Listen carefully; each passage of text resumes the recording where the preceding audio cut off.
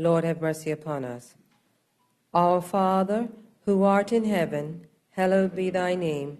Thy kingdom come, thy will be done, on earth as it is in heaven.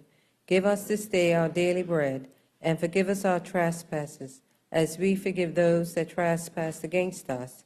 And lead us not into temptation, but deliver us from evil. For thine is the kingdom, the power, and the glory, forever and ever. Amen. Almighty God, who in thy wisdom and goodness has appointed the office of rulers and parliaments for the welfare of society and the just government of men, we beseech thee to behold with thy abundant favor us, thy servants, whom thou hast been pleased to call to the performance of important trusts in these islands. Let thy blessing descend upon us here assembled, and grant that we may treat and consider all matters that shall come under our deliberation in so just and faithful a manner as to promote thy honor and glory, and to advance the peace, prosperity, and welfare of these islands, and of those whose interest thou hast committed to our charge. And this we beg for Jesus Christ, his sake. Amen. May the grace of our Lord Jesus Christ, the love of God, and the fellowship of the Holy Spirit be with us all evermore. Amen. Good morning, members. Welcome back after your Christmas recess. I hope everyone's come back ready for a good budget session debate, and we look forward to nice, healthy debates during that time. Good morning.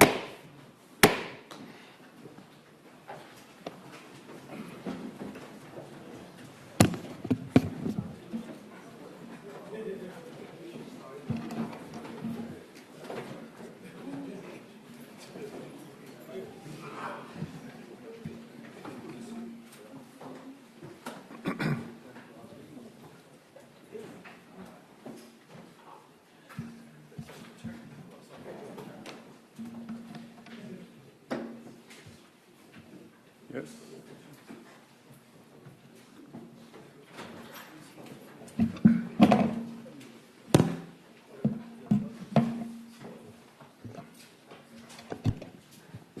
Confirmation of minutes.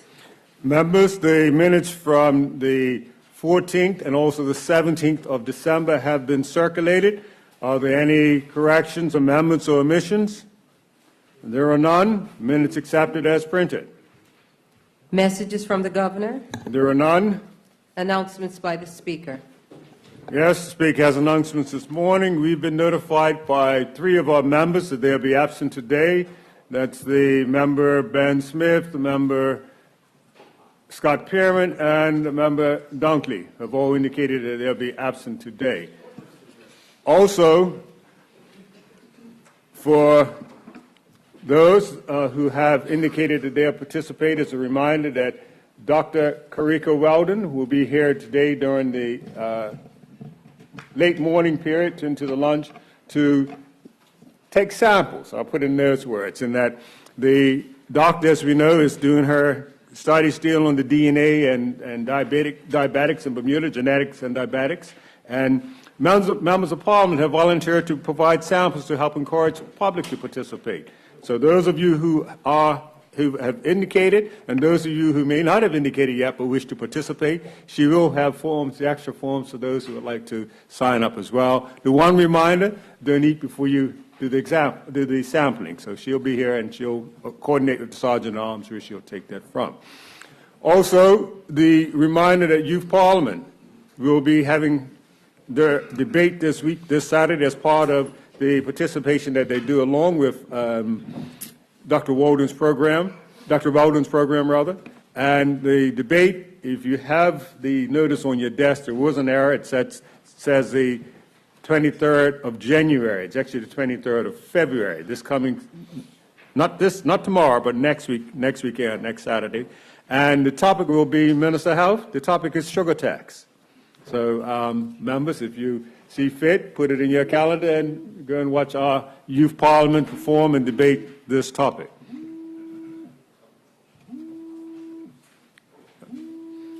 I'm done. Oh, yes. Also, members, let me acknowledge that in the visiting with us in the chambers this morning is Dr. Stephen McGinnis. He's the clerk who has been on here for the last 2 weeks, working with our Public Accounts Committee, and also helped to participate in meetings we had with the oversight committees. As you would know, members, last year, January, our Public Accounts Committee, the entire committee, went to the UK to go through some of the exercises and training of the roles and responsibilities and functions of the Public Accounts Committee. And as a follow-through to that, Dr. McInnes has come as a visiting clerk, as I put it, to sit and see our public accounts in action and discuss further strengths, areas of the public accounts can be strengthened and how they do their business.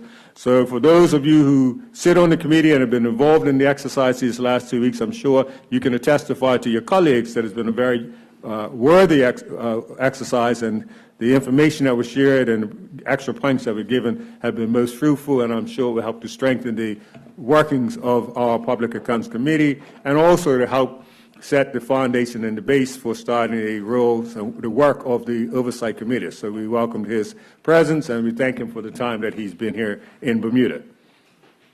Have a safe journey back. I believe you leave tomorrow. Okay, thank you.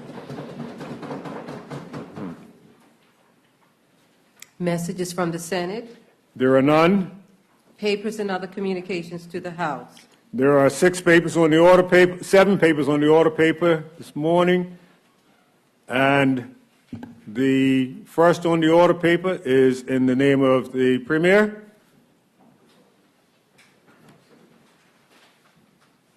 Good governance. Good morning, Mr. Speaker. Mr. Speaker, I have the honor to attach and submit for the consideration of the Honorable House of Assembly the Good Governance Protected Disclosures Order 2019 proposed to be made by the Premier under Section 3.7 of the Good Governance Act 2012. Thank you, Mr. Premier. The next paper is in the name of the Honorable Minister of Finance. Minister. Good morning, Mr. Speaker. Good morning. Mr. Speaker, I have the honor to attach and submit for the information of the Honorable House of Assembly the Bermuda Casino Gaming Commission Annual Report for the period September 1, 2015 to March 31, 2017. Thank you, Minister. The next paper this morning is in the name of the Honorable Minister of Health. Minister of Fogo, rather. Mr. Fogo. Good morning, Mr. Speaker, and good morning to the House. Mr. Speaker, I have the honor to attach and submit for the consideration of the Honorable House of Assembly the Employment Protected Disclosures Order 2019, proposed to be made by the Minister responsible for labor relations under Section 29A5 of the Employment Act 2000. Thank you, Minister. Now, Minister of Health. Good morning. Mr. Speaker, I have the honor to attach and submit for the information of the Honorable House of Assembly the Nursing Amendment Rules 2018 as made by the Minister of Health under Section 9 of the Nursing and Midwifery Act 1997. Okay. Now, the next paper on the order is actually from the Minister of Transport and Tourism in reference to the Airport Authority, but I understand that's being held over, and it will be tabled at a later date. But, Minister, you also have the next paper, which is in reference to the Tourism Authority. I think you'd like to put that one. Thank you, Mr. Speaker. Mr. Speaker, I have the honor to attach and submit for the information of the Honorable House of Assembly the following Bermuda Tourism Authority 2017 year-end review. Thank you. Petitions. There are none. Statements by ministers. Statements, yes. We have statements this morning. The first statement is in the name of the Deputy Premier. Deputy Premier. Thank you, and good morning, Mr. Speaker. Good morning. Good morning to members of the House and the listening public. Mr. Speaker, I rise to highlight the importance of the Bermuda Plan process in protecting our remaining open spaces.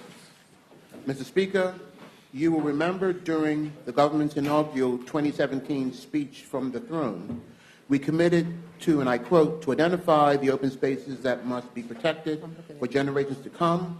Legislation will be introduced to take this protection beyond ministerial discretion. However, in order for this important commitment to be met, it is essential that we have an appropriate framework in place to manage and plan for a balanced approach towards how we utilize our land. Mr. Speaker, the Department of Planning has conducted a full review of the Bermuda Plan 2008 and prepared a new draft Bermuda Plan 2018. The draft Bermuda Plan 2018 is currently the subject of an extensive public consultation exercise whereby people can submit objections or representations prior to the finalization of the plan.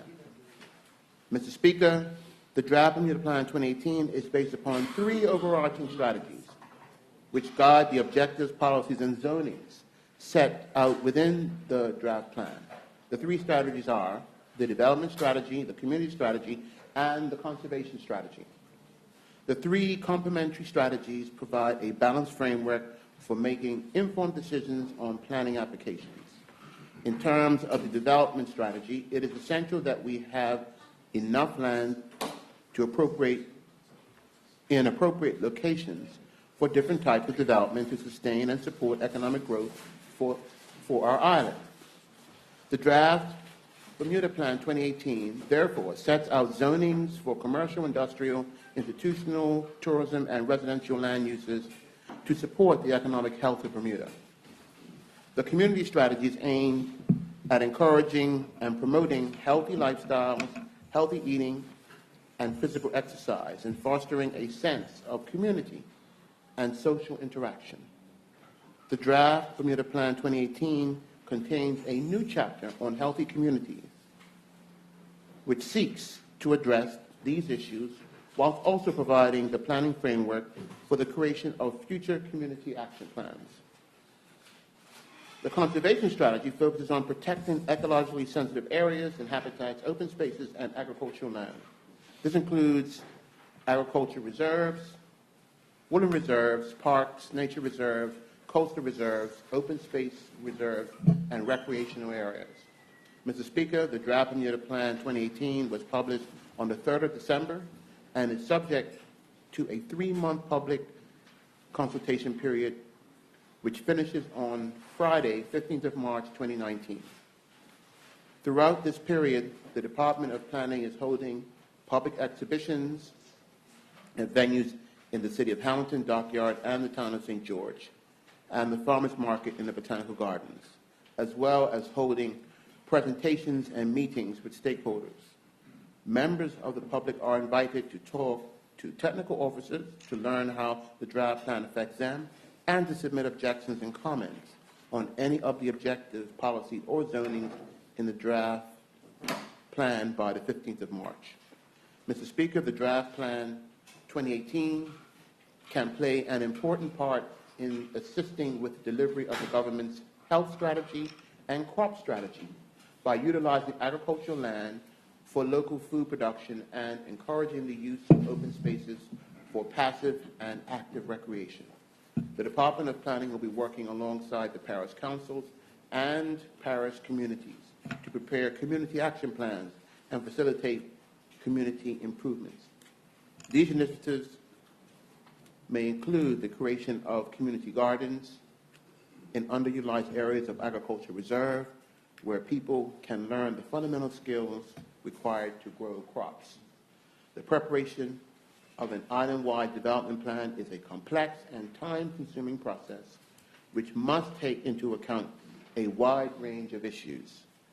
The draft Bermuda Plan is based on sound evidence, and members of the public are strongly encouraged to provide their input into the plan through the ongoing public consultation process. Mr. Speaker, I would like to remind honorable members and the general public that the consultation exercise concludes on Friday, the 15th of March. Following the conclusion of the public consultation period, all objections and representations will be fully considered by technical officers within the Department of Planning before the commencement of a tribunal. The tribunal will then make recommendations to the Minister of Home Affairs before the plan is finalized. Once the plan is finalized, we intend to fulfill our throne speech commitment to introduce legislation to protect the designation of the island's important conservation, agricultural areas, and open spaces. Thank you, Mr. Speaker. Thank you, Minister. The next statement this morning is in the name of Minister of Health. Minister Wilson, you have the floor. Morning. Thank you, Mr. Speaker. This morning I rise today to provide this Honorable House with an update on my ministry's intentions regarding the Financial Assistance Program. As you know, it is the government's intent to reform the program, and this initiative was included in this year's throne speech. However, the work was begun last year with the establishment of the Financial Assistance Reform Group. Mr. Speaker, the Reform Group worked diligently and produced a final set of recommendations detailed in their Financial Assistance Reform Group Recommendations Report. When the Department of Financial Assistance was moved to the Ministry of Health, we reviewed the recommendations, and Cabinet has accepted a number of them, which will pave the way to reform the program. The report has been published on our website, along with details of the recommendations that will drive our reforms. But first, Mr. Speaker, I want to set the context about the Financial Assistance Program, as I've found that there are many misconceptions about the program and the population it serves. To begin, Mr. Speaker, I think the public would like to understand that most financial assistance recipients are seniors, disabled persons, and child daycare recipients. Only 26% are able-bodied adults. In fact, as of January 2019, there were 3,268 recipients in total, and the breakdown is as follows, Mr. Speaker. 1,184 were pensioners or seniors, 896 persons were with disabilities, 214 were able-bodied employed, 362 persons were low earnings, and 612 were child daycare allowance recipients. Financial assistance is committed to making work pay, and its award structure provides a foundation for this, as persons do not lose all benefits if they find some form of employment. More work is being done to advance this policy to help get more people back to work. Mr. Speaker, when the Reform Group was first established, its intended purpose was to reduce abuse, discourage dependency, and ensure that work pays. These are important goals. However, in light of the profile of the persons in need of such assistance and the type of supports granted, it has become clear that the focus of reform should be on making the program financially sustainable, improving efficiency, and ensuring a more equitable allocation of awards. Our decisions have been guided by the internal audit report completed subsequent to the Reform Group's conclusion. There were a number of overlaps between the two, but together and in light of the appointment of a new Director of Financial Assistance, we have been able to have a more focused and targeted approach to achieve the most impactful reforms. To begin, Mr. Speaker, the internal audit report recommendations are being acted on immediately to bring urgent, essential improvements as soon as possible over the next 12 to 18 months. These have already begun and will reduce waste, control budgets, and improve service to recipients and applicants. For example, Mr. Speaker, a working committee has been set up to improve the current database system and use technology to improve efficiency in the future. Customer service training is being sourced to commence this before the summer, because we want all of our workers to have a courteous, sensitive, and professional approach towards our clients and their needs. A new intake process is also being implemented. The department has reviewed their pre-screening process, and the new system should reduce the time that clients will have to sit for their initial interviews. Further, a 30-day window has also been implemented so that clients will receive a response in a timely manner. Job search sheets have been replaced with mandatory usage of the Bermuda Job Board. Clients are expected to visit the Department of Workforce Development, meet with a career development officer, have their resumes updated, participate in skills testing, and search for employment opportunities on the job board. Evidence of this activity must be submitted to the Department of Financial Assistance to qualify for a financial award. Mr. Speaker, in addition to these operational improvements, we will be strategically focused on ensuring a more equitable allocation of awards and achieving financial sustainability of the program. In this regard, a fundamental reform will be undertaken is to change the formula that is used to determine eligibility and awards. Specifically, we will amend the legislative formula to establish awards so that eligibility is based on measures associated with the low-income threshold as calculated by the Department of Statistics, rather than the current Allowable expenses minus qualifying income equals the financial assistance award. Further, Mr. Speaker, as Minister of Health, I want to see changes that will discourage the purchase of non-nutritive food and beverages, as is currently done with tobacco and alcohol. And I would like to find ways for the government to recover debt and or set off the cost of benefits through the property of deceased financial assistance recipients. Mr. Speaker, as a country, we can no longer afford for the state to subsidize persons' inheritances as currently is occurring. Mr. Speaker, honorable members, as you will know, the financial assistance program is vital to our community. It is the only form of welfare available to assist the vulnerable, frail, and infirm, and the only means to prevent families from descending into poverty.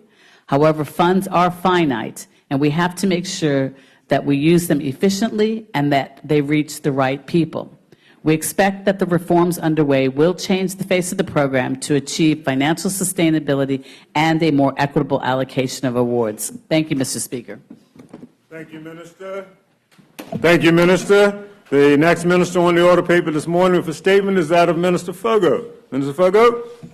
Thank you, Mr. Speaker. Mr. Speaker, I rise to provide this honorable House with an update on the initiatives undertaken by the Department of Workforce Development to assist and prepare individuals for the workforce. My honorable colleagues are reminded that the Department of Workforce Development carries out two main operational functions, namely career development and training.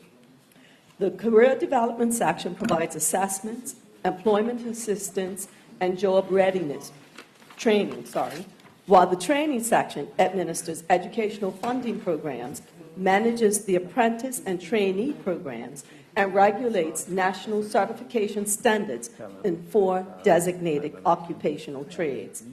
I am pleased to report that as of January 31st, 2019, the training section has awarded national certification to a total of 428 tradesmen in 4 designated occupations as required by legislation. The designated occupations currently include welders, electricians, automotive service technicians, and landscape gardeners. The following outlines the number of persons registered and certified for each designated occupation. Electricians, 226 registered and 121 certified. Welders, 42 registered and 29 certified. Automotive service technicians, 199 registered and 168 certified. Landscape gardeners, 600 registered and 110 certified. The remaining non-certified registrants are currently being assessed for approval by the Occupational Advisory Committee as provided under the National Occupation Certification Act 2004. Mr. Speaker, the Department has also formed new partnerships with industry for short-term training programs. The short-term training programs are industry-driven and generally less than 2 years. Additionally, efforts to assist employers by providing support to train their existing Bermudian staff within their respective companies is also underway. The intent is to encourage career advancement and increase entry-level opportunities for Bermudians. The Department has successfully engaged 6 new companies to train Bermudians in the occupations of computer programming, commercial cleaning, waiter service, and water waste management.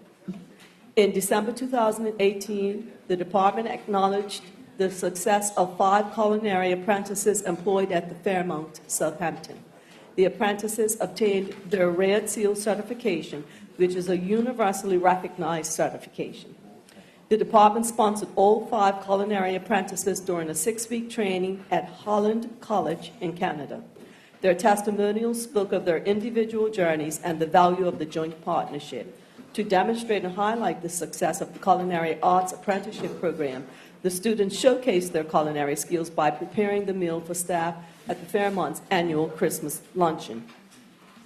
In January, the Bermuda Telephone Company Apprenticeship Program graduation was held to mark the achievement of 9 trainees, fully sponsored by the Department.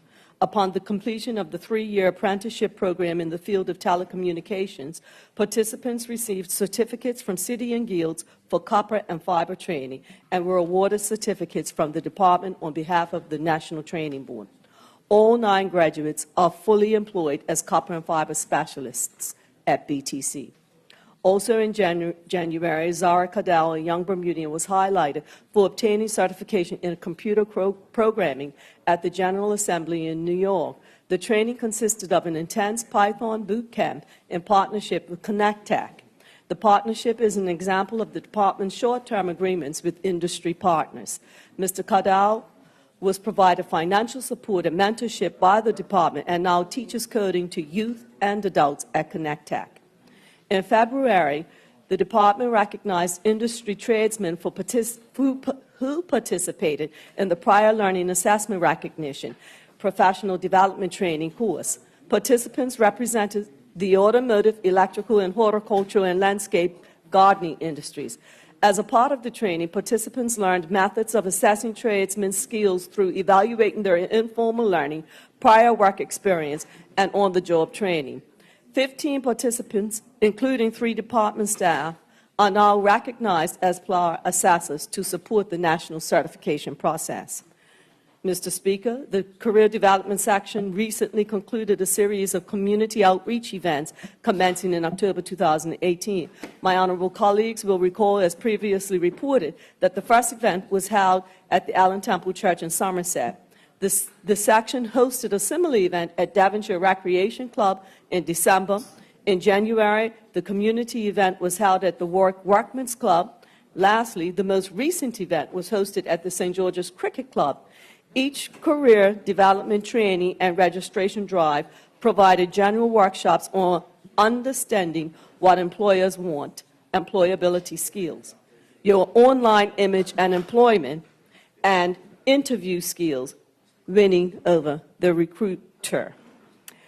The career development and training teams were available on-site for one-on-one consultation. Booth layouts allow participants to visit breakout stations on resume development and critique, Bermuda Job Board registration, job leads and future opportunities, national certification, apprenticeships, Bermuda College programs, and funding. The Endeavor program participated in the central event to share information on their training programs.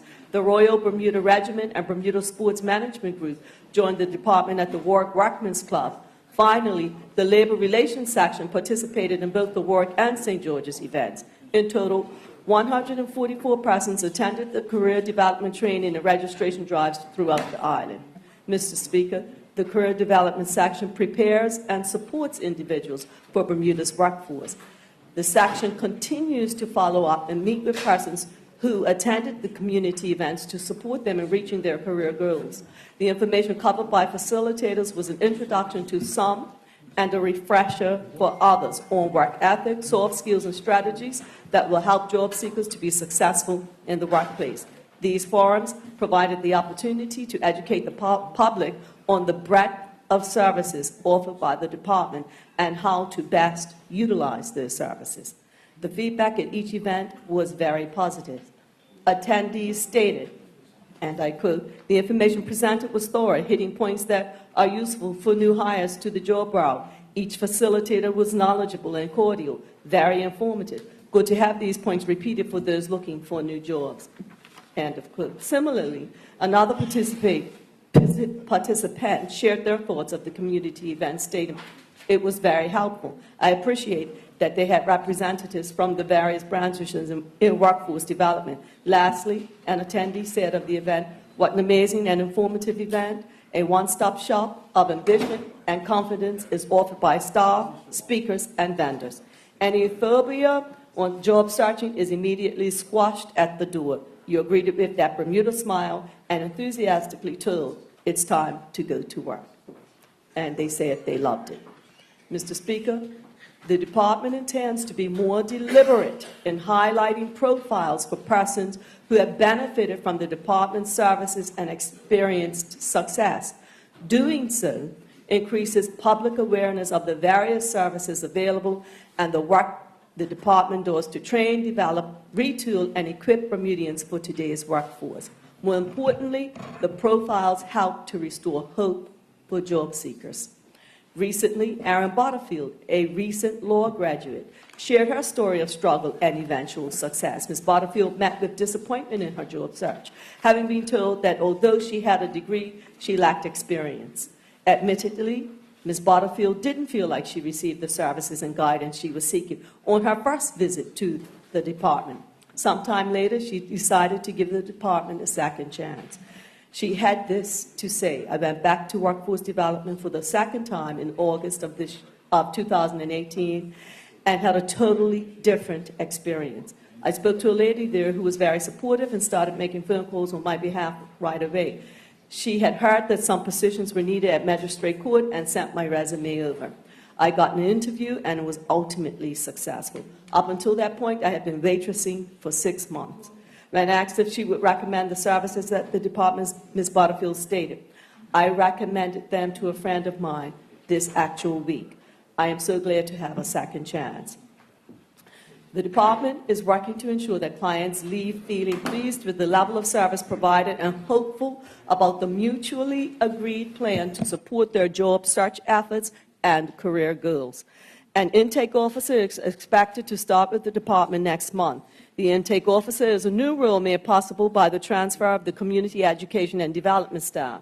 The role will enable the department to provide a high level of customer support and concierge service at the moment clients visit the department. The role of the intake officer will include greeting presence, entering the establishment, determining the nature of the client visits, ensuring presence meet with the appropriate personnel, providing general information about the array of services, and assisting clients with technology and registering on Bermuda Job Board. The focus of National Workforce Development Plan is to ensure that a talent pipeline is created for Bermuda's workforce. The department recognizes the importance of connecting Bermuda's youth to resources that will equip them with the tools needed to be successful in the workforce. Therefore, in January, in collaboration with Bermuda Scholarships, the department launched a college prep scholarship series which focused on tips for navigating the scholarship website and creating a strong scholarship application. Subsequently, in February, and under the same partnership, a second section focused on nailing the personal statement and essays. Participants learned of the importance of the personal statement and essays as it is critical to shortlisting candidates and being successful in the process. Approximately 75 students in total from public, private, and home schools, along with parents, attended the sessions. The department invites applications for scholarships from the 1st of April to the 31st of May each year. It is important that applicants understand the components of a strong scholarship application in order to experience success. Due to the overwhelming response, additional sessions are planned as the range of other scholarship deadlines can span as late as July on the Bermuda Scholarship site. Mr. Speaker, I wish to highlight that the public will notice an increase in training offered monthly, focusing on employability skills. This is made possible as a result of the transfer of staff from the Community Education Development Program. Some of the sessions offered this month include navigating online job platforms, computer essentials, introduction to computers, marketing yourself for success, making your resume work for you, resume builder, keys to acing your interview, and mock interviews. In conclusion, the Department of Workforce Development will continue to assist and prepare Bermudians for today's workforce. Once again, it gives me great pleasure at this time for having the opportunity to update this Honorable House about the progress of the programs within the department, and that progress will continue, Mr. Speaker. Thank you, Minister. Before I call on the next minister for a statement, I just acknowledge the presence of the President of the Senate. We welcome you here this morning. Now, the next statement this morning is in the name of the Minister of Works. Minister? Speaker, good morning. Good morning. Mr. Speaker, I have reported regularly on the challenges we are facing with garbage collection and the steps we continually take to address them. So let me begin by thanking the vast majority of our residents who have adapted to the new collection regime. To briefly recap, 18 months ago we experienced issues with the unreliability of collection, the number of vehicles in service, exorbitant overtime, injuries to staff, the abuse of workers, and general dissatisfaction with service delivery levels. Mr. Speaker, as an example, a section that should have 54 staff and 19 serviceable vehicles had on average 40 staff and 9 working vehicles. There was also a significant gap in the communication chain, both internally as well as publicly. We have implemented new protocols to mitigate against this happening again and work through those issues with our staff along with our union partners. I believe we now have open lines of communication flowing both ways that has contributed to a better working environment and improved morale. Mr. Speaker, a lot has happened in a year. Locals and residents alike have in the main adapted magnificently to the once-a-week collection, and the refrain I have heard most often is that people are pleased with the reliability of collection. Opening hours of the public drop-off were extended to make it more convenient to use the facility, and we have seen a significant increase in the amount of garbage disposed there. Attached is a graph comparing 2017 to 2018 volumes. Overtime costs have been cut by more than half, from $1.2 million to $320,000. The number of injuries are down significantly. The number of vehicle accidents are also down, and the work-life balance of staff has improved since they no longer regularly work into the evening hours. Mr. Speaker, you may recall that we decided a year ago to purchase 5 new garbage trucks, and included in the team to select them was a driver and sanitation worker. I am pleased to report that the new trucks arrived on island last month at a cost of approximately $140,000 each. All 5 trucks have been licensed by TCD. 4 suffered minor damage during offloading, and 1 had a minor electrical problem which was addressed by the supplier's representatives who were on island this week to commission the vehicles. Mr. Speaker, as the new vehicles have some enhanced and additional operational features, Marsh Folly staff participated in training this week to familiarize themselves with the new vehicles, and 1 was used for the Tuesday collection. It was reported that the operators were enthusiastic and asked relevant questions during the training session. Both the operators and drivers will receive training certificates to show they have successfully completed the training to operate the vehicles safely. It is very encouraging to note that the drivers are not driving the vehicles in areas where there is restricted access, but reporting such cases to their superintendents so that those areas can be serviced using the smaller vehicles. Realistically, we anticipate them all being placed into service next week. Mr. Speaker, concurrently, we will be installing a new wash station at Marsh Folly to ensure the new trucks can be maintained in pristine condition.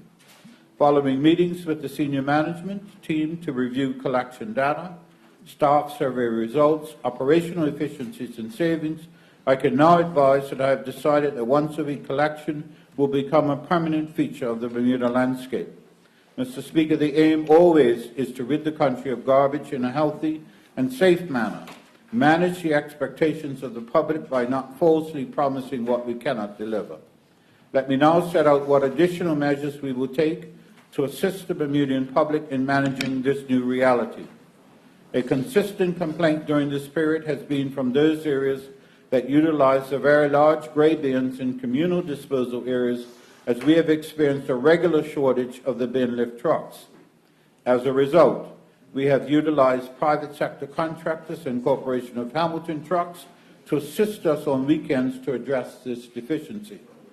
The 5 new trucks all have that capability, and it is our expectation we will now be able to collect that waste on the day it is scheduled without the need for outside contractors. All of us can help in that regard, however, by reducing the incredible amount of waste we generate by recycling and composting food waste.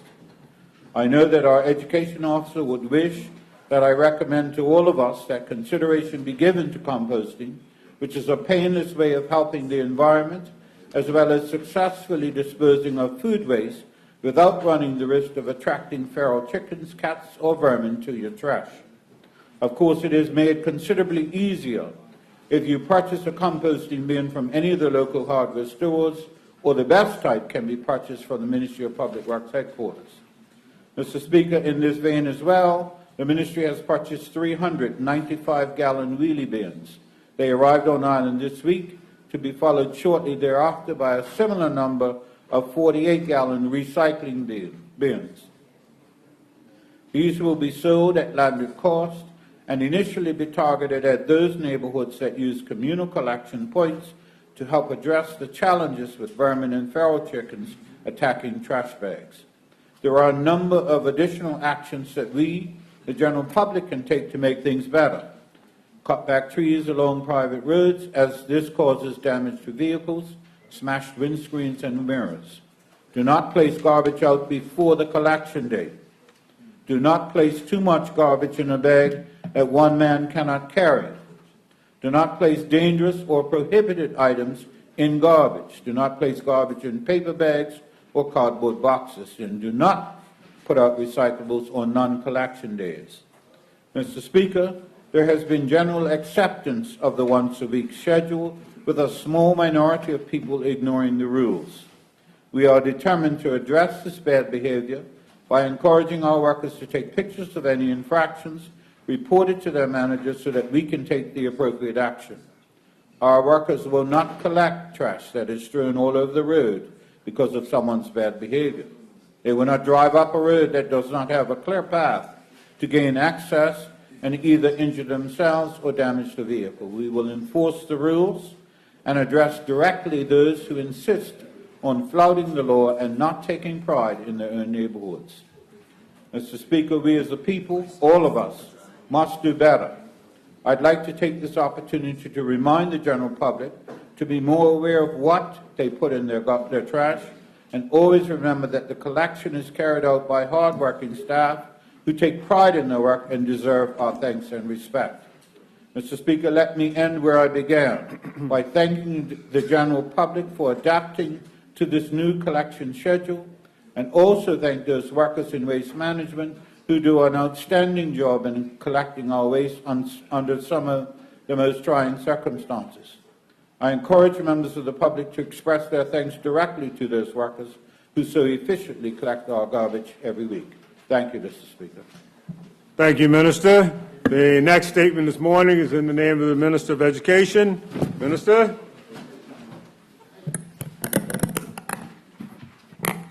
Thank you, Mr. Speaker, and good morning. Good morning.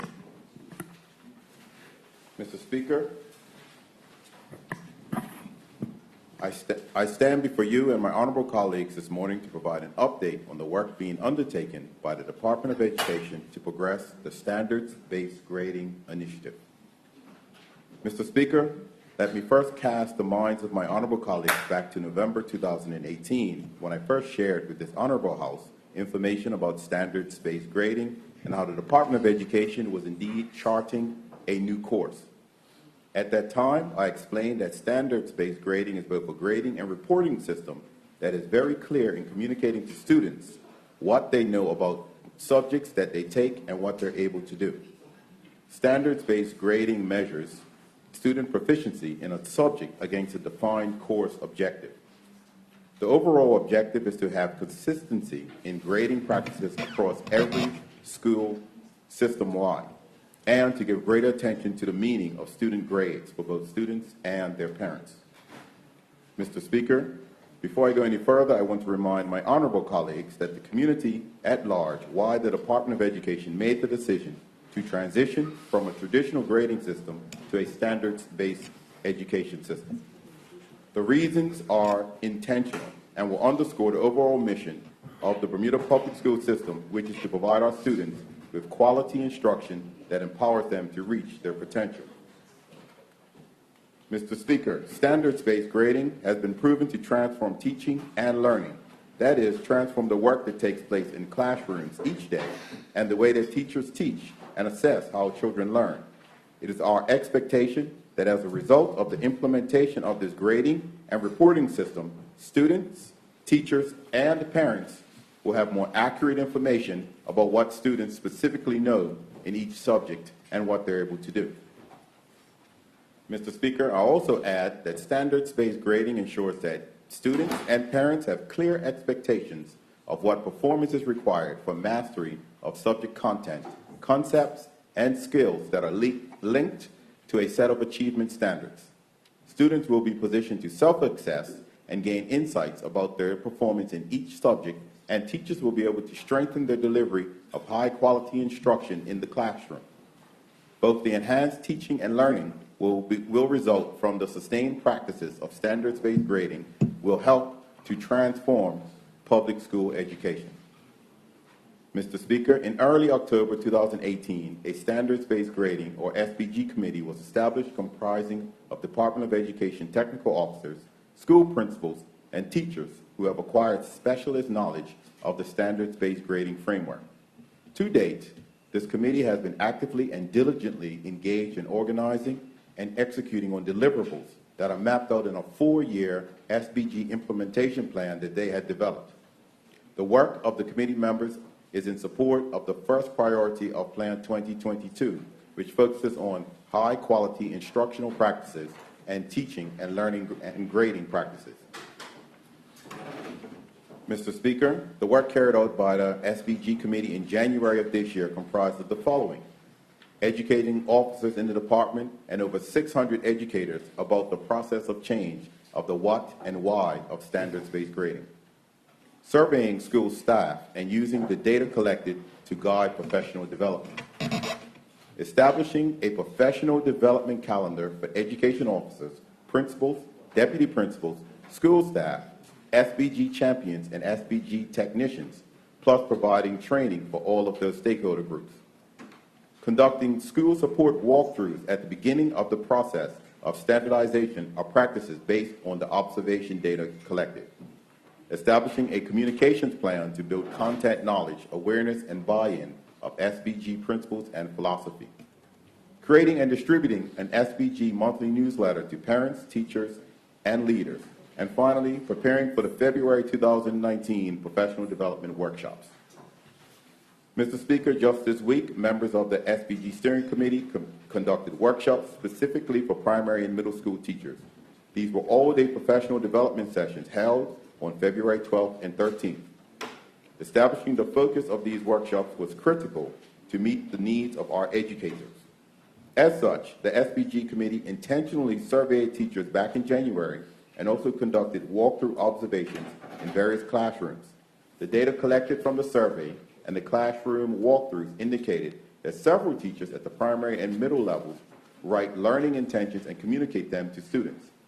Given this, the content of the February workshops focused on deepening teacher understanding of constructing quality learning intentions and success criteria. The workshops, I understand, were both engaging and empowering for our educators. Mr. Speaker, the department also commissioned a group of principals to provide a standard-based grading workshop for their colleagues, which was also held on February 12th and 13th. This week, the workshops focused on learning intentions, unpacking learning intentions, and success criteria. Mr. Speaker, there will be more professional development training on standard-based grading held during this month. The SBG champions, that is, teachers from both the primary and middle school, will be trained on how to conduct SBG professional development. These training workshops will be held the week of February 18th, with the intent of building intellectual capacity for the SBG framework. The training sessions will focus on communicating and clarifying learning intentions, constructing success criteria, and the walkthrough observation protocol. Mr. Speaker, on Thursday, February 21st, another training session will be held for principals and Department of Education officers with the same focus areas. These types of training workshops will be ongoing for various stakeholder groups in the public school system up until the end of the school year in June 2019. Mr. Speaker, the work has started. We are now progressing on the knowledge and skills of all educators and school leaders. As we progress the training in standard-based grading and reporting, the transformation will steadily materialize for the Bermuda public school system. To demonstrate our commitment to this initiative and transforming the system, we also have seconded 3 teachers to support the department's acting staff development officer with implementing the plan for standards-based grading. As we begin our transition to standards-based grading, our teachers have been asked to continue to use a point scale of 0 to 4 to score the work performance of their students. A lot of questions have been raised about the availability of student progress reports. We want to assure parents that student reports will be provided in early March, early May, with final report at the end of June before the close of the school year. It is important that parents are included in this transformative journey. Thus, we will be holding parent information meetings next week, Thursday, February 21st, at Whitney Institute, the Purvis Primary School, and T. and Tatum Middle School. These meetings will start at 5:45 p.m. prompt. All SBG committee members will attend the information meetings, with some of the members functioning as lead facilitators at each training site. Mr. Speaker, we encourage our primary and middle school parents and the general public to attend these information sessions so they can obtain a clear understanding of standards-based grading and learn more about how it will benefit their children. The committee members will give a general overview of standards-based grading education and hold a question and answer session at the end of their presentation. Mr. Speaker, lastly, let me take this opportunity to thank the 15 members of the SBG Steering Committee for their commitment and determination to see this initiative implemented with fidelity and until completion. In appreciation of them individually and collectively as a team, I want to share with you who the members are. Callie Douglas, Chairperson. Keisha Allen Smith, Callie Baxter Williams, Jenna Bean, Tamika Darrell, Lisa De Silva, Nicole Grant, Linda Holder, O'Brien Osborne, Shaquita Parson, Davita Patterson, Kenita Phillips, Shauna Simmons, Philip Trott, and Carissa Woolridge. Mr. Speaker, we are thankful for this team and the work that we are doing for our children. In closing, Mr. Speaker, the journey to transform the public education system requires collaboration among the Department of Education staff, school staff, parents, and the community. It requires a commitment by all to the work that is being and will be carried out in the best interest of Bermuda's children. The work is charting a new course for transformative change in the Bermuda public school system, and we anticipate this change. Thank you, Mr. Speaker. Thank you, Minister. Members, you'll note that the next statement on the order paper is that from the Minister of National Security in regard to the December 2nd incident that took place here in 2016. I have asked that that not be dealt with today because the Joint Select Committee that is also doing its review of that day has not concluded its business. I think it would be inappropriate for it to be discussed here at this time until that report has completed its business. So the Minister will withhold that statement until a more appropriate time. Thank you. Reports of committees. There are none. Question period. Question period. Yes, we have members who have indicated this morning that they would like to put questions in reference to the statements that were given this morning. And members, just for sake of clarity, being we've been away for a while, this starts a 60-minute period of questions. And the first question this morning is to the Minister of Health. Minister of Health, the member from constituency 23, would like to put a question to you. Honourable Member, Pentland Gordon, you have the floor. Gordon Pentland. Thank you, Mr. Speaker. Good morning. Good morning, colleagues. Mr. Speaker, I wonder if the Minister could advise, in reference to page 3 of her statement, what is the abuse experience and recovery during the past 12 months? Thank you. Minister. What is the abuse experience and recovery? Minister indicated the intended purpose of the new reforms is to reduce abuse. What is the abuse experience?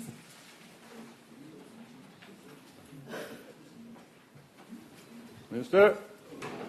Thank you, Mr. Speaker. With respect to that question, and particularly over the last 12 months, what I indicated in the statement is that when the reform group was first established, its intended purpose was to reduce abuse, however, and discourage dependency. However, upon them meeting and starting to make recommendations, they realized that the level of abuse was not as significant as was anticipated when they were first provided with their terms of reference when they first met. And in fact, only 26% of all the applicants that are on financial assistance based on the January statistics are able-bodied individuals. They found actually the majority of financial assistance recipients were seniors and disabled.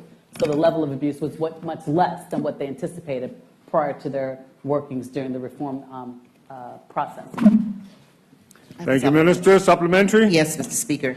The question is, Minister, how many people have been charged with abuse, and has that number decreased over that period of time of the able-bodied individuals? Thank you. Minister? Mr. Speaker, I do not have that information with me. However, I will undertake to get that information, and upon receipt of same, provide it to the honourable member. Thank you. Second question? Second question, Mr. Speaker. Yes. On page 2 of the statement, Minister, the public, you have indicated that we need to listed how many pensioners and seniors there were. And further in the statement, you spoke to us being able to set off costs of benefits through property of a deceased financial assistant recipient. How many homeowners are presently on financial assistance in the seniors capacity? Thank you, Member. Minister? Again, Mr. Speaker, that is information that's not exactly germane to this statement. However, I do not have that with me. However, I will undertake to provide to the honourable member the amount of persons that are homeowners that are on financial assistance. Thank you. Supplementary or third question? Just a supplementary, Mr. Speaker. The question, I believe, is germane to the statement from the perspective that it will give us an indication of what we can anticipate as recovery. So I'd be appreciative when the Minister indicates that she will let us know when the numbers come back. I would certainly be happy to have that. That wasn't a question. You had a statement. I was looking for another question out of there. All right. Minister, you also have an additional member who would like to put questions to you, and that's the member from constituency 20. Honourable Member Jackson, would you like to put your questions now? Good morning, Mr. Speaker. Good morning, Minister. I'm interested in finding out what your timeline is for the reforms based on the recommendations coming out of the group. Minister? Yes, Mr. Speaker, as I indicated in the statement, some of the initial reform recommendations that were also revealed during the stage of the independent audit have indicated that it could be somewhere between 12 and 18 months with respect to the completion of those. A number of operational matters have been commenced. Operational reform matters have also been commenced. However, some of the observations as identified in the internal audit's report, as well as the reform groups, recognize that there are some systemic challenges within the department, and those will take a lot longer, unfortunately, to address. Thank you. Supplementary or Supplementary. Supplementary? Could the Minister indicate what some of the systemic challenges are, as she's just indicated in her response? Mr. Speaker, some of the challenges dealt specifically with record keeping and a inconsistency as it relates to records that are maintained by various social workers. There was issues as it relates to some of the management of the office. As I indicated in the statement, we do now have a new director of financial assistance who's been there for a couple of months, so she's going to be able to address a number of the challenges. There was an acting director for quite some time following the retirement of the previous director. So some of those challenges have now been will be addressed now that we have in place a full-time director. Thank you, Minister. Any further question? Supplementary or new question? It's a new question. Continue. Thank you. I'm interested in finding out, on page 5, there's a reference to the mandatory usage of the job board and showing evidence of activity. How long is a potential client expected to provide, and how much evidence of activity before they can then make application for financial assistance? Mr. Thank Speaker, you. Minister? yes, Mr. Speaker, thank you. The process with respect to utilizing the Career Development Office and the job board is for persons that are already on financial assistance. honorable colleagues may recall that previously, for a person's financial assistance to continue, they used to have the job search sheets, and they would go from place to place asking if there was employment opportunities, and then have the have the person sign. That was obviously being abused, and now we are utilizing the services of workforce development. So every every recipient of financial assistance, in order for them to continue having financial assistance, will be required to attend at the workforce development department, be assigned a career development officer, work with that officer to assist them with resume writing skills, et cetera. Similar to the statement that my honorable colleague made earlier today, the Honorable Minister Fogo, who spoke specifically to the advances that are being observed with respect to the Department of Workforce Development. So persons that are on financial assistance will be required to work closely with their career development officer at the Department of Workforce Development to continue their financial assistance. Obviously, the objective is to get work to pay. So we want to make sure that people have the opportunity to be employed gainfully so that they can be less reliant on the system and on financial assistance. Thank you. Supplementary? Yes, I have a supplementary on this. Thank you, Mr. Speaker. Mr. Speaker, could the minister indicate whether the Workforce Development Job Board is actually providing relief such that there may be a reduction in the number of, or the continuance of financial assistance for those people who have to go through that process? Could you repeat the question? I think the minister didn't get clearly. Yeah, just have we seen any benefit from the new system? Have people now been able to reduce their demand for financial assistance because they've had job success through workforce development? Mr. Speaker, I can't provide full statistics with respect to that. What I can say is that this is something that has actually just commenced.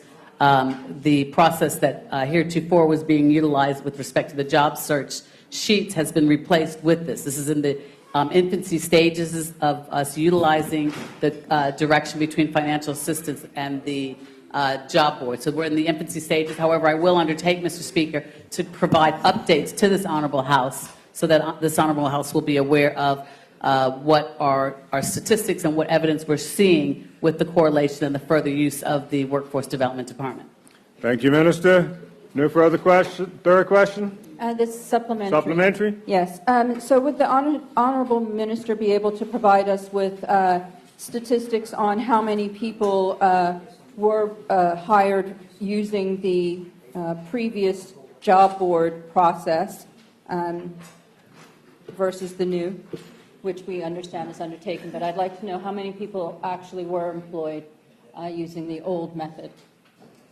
Mr. Speaker, that is not a question that I can answer with respect to this. The minister that sits to my 2 places to my right, that question would probably perhaps be best posed to her, particularly given the ministerial statement that was read that addresses this particular issue. Thank you. Any further questions? New question? Yes, a new question. This is your final question. Yes, this is my final question. On page 3, there is just reference to the child daycare allowance, and with this I'm stretching a bit, but I'd like to know what, if any, negotiation is being had with our community partners, such as the child care providers, food distributors, etc., to find financial efficiencies. Thank you. Minister? Yes, the honorable colleague is stretching it. I'm not quite sure the analogy between child care allowance and food benefit participants even relates to a question that comes from this particular ministerial statement. So I believe it is a stretch in her own admission. Thank you. Supplementary? Supplementary. So in that case, I'll hone it down then. So on page 3, where you make a reference to the child daycare allowance, what efforts are being made to negotiate with child care providers to have cost efficiencies around such programs? Minister? Thank you, Mr. Speaker. Mr. Speaker, the Ministry and the Department of Department of Financial Assistance does not negotiate with the child care providers. The process is such that if an individual, because of their means, makes under the sum of $55,000, then they can apply for the child care day allowance. I believe the maximum amount awarded is $800 per month per child. There is no negotiation. The child care allowance is per child, and every individual is permitted to to shop around and go to one of the 80 or some registered child care providers to see the economies of scale. But insofar as the Department of Financial Assistance negotiating directly with child care managers, that does not happen. Thank you. Supplementary?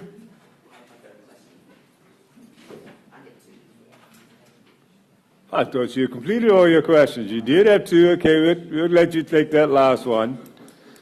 Thank you, Mr. Speaker. Perhaps a little unorthodox, but page 5 of the minister's statement, in which the minister has indicated that there will be an amendment to the legislative formula to establish awards for low-income threshold. Can the minister advise what the low-income threshold is as we speak? Minister? Yes, thank you, Mr. Speaker. I'm glad the honourable member asked that question. I believe as we speak, as of 2017, that information obviously is obtained through the Department of Statistics, to which I do not have remit of, and I believe at the time it was,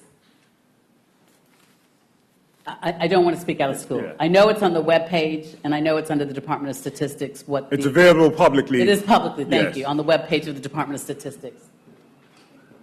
Thank you, Minister. No further questions for you, Minister.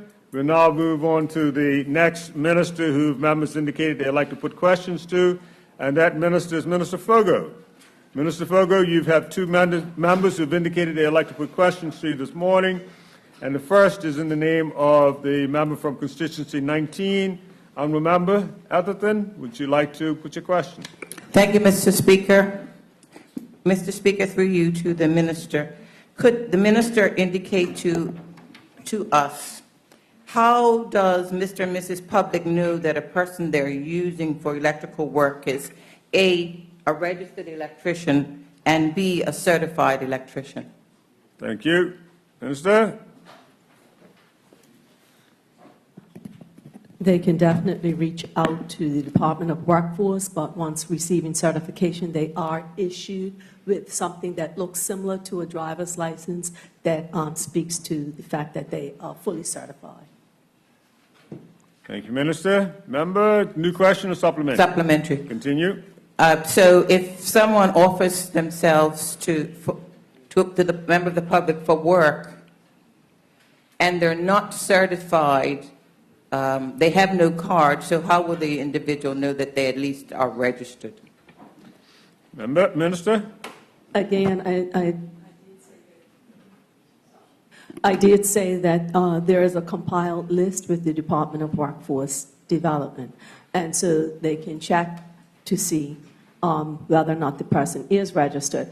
The certification is an ongoing process, and the aim is to get everyone who's registered fully certified. But as you can appreciate, it takes a while to undergo the assessments. And so that is ongoing, and the aim is to have everyone that's registered fully certified.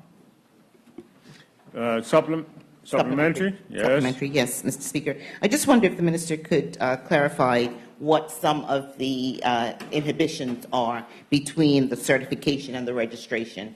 Is it school time hours? Is it practical hours? What are the limitations?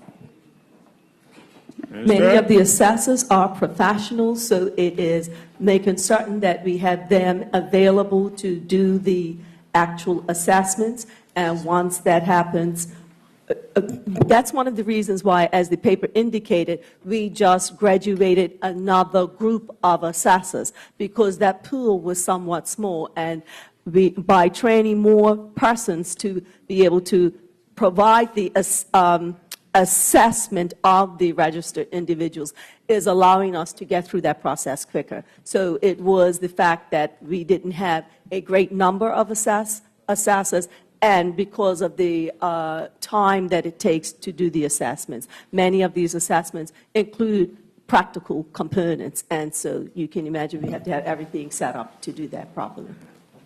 Thank you, Minister. The member behind you is first. Which is supplementary? Supplementary. Yes, honorable member from 19. I guess if the minister could indicate to us here and the general public, how long can an individual effectively stay registered and uncertified? Okay. Member?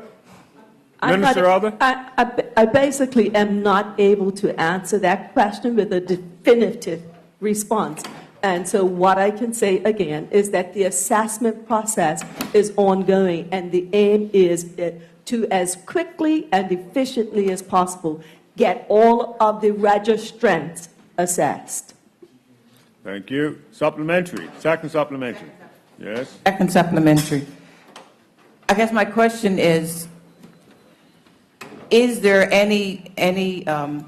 the ministry doing anything to make sure that those people who are registered and not yet certified, that they are doing something, or is it all left because the ministry has not been able to do the certification? My concern is if someone gets registered and just stays out there in the tide and does nothing, then the public is at their mercy. Minister?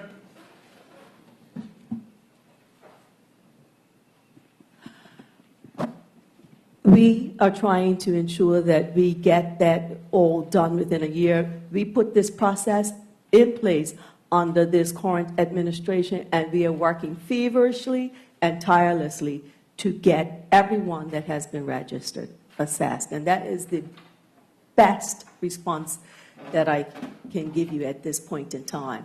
As I said, that process is ongoing. Thank you. Supplementary? Yes, my second supplementary. Second one, yes. Thank you, Mr. Speaker. Could the minister advise if there is any grandfathering still happening between people who are registered but haven't gone through the official certification process? Is there grandfathering to certify long-standing, experienced artisans? Thank you. Minister? We are not actually grandfathering people here, but we recognize those who have worked in the industry for a great length of time and that they have the expertise, which is why the assessors are trained to go out there and make the evaluations of those who are in the field working. And in that way, most of those type folks, having worked in the industry for a great length of time, very quickly pass through the assessment program because it assesses them from a practical aspect. So the experience definitely qualifies them. And like I said, they tend to do quite well in the assessment. Thank you. Second question? Yes, continue. Second question. Could the minister indicate to us what is the criteria to determine whether someone performing quote-unquote electrical work should be registered and ultimately certified? Minister? Not sure if I fully appreciate the question. Yeah, can would she you like for her to clarify it? Yeah, she needs to Ma'am, would you clarify like that. just clarify your question for the minister? I'm asking the question in terms of people do lots of things out there around your house. Some of it is paid for, some of it is free. I'm just trying to determine in terms of if you're doing electrical something, what's the criteria to determine that you're doing work that's such that you want to hold yourself out to be an electrician and therefore should be registered and ultimately certified? Minister? There are industry standards, and through the certification process and assessment process, that is determined. I'm still not sure if I understand. I think the question is basically, is an individual compelled to be registered? And my view would be, if I want to make sure I'm getting good work, I want to have somebody who's registered, so it's on the individual to make sure the person they're hiring is registered. That's just my opinion.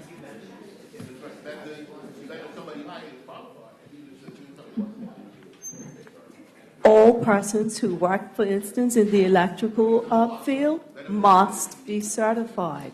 And so, again, if they are registered, they will be certified. They will be assessed, and they will get their certification.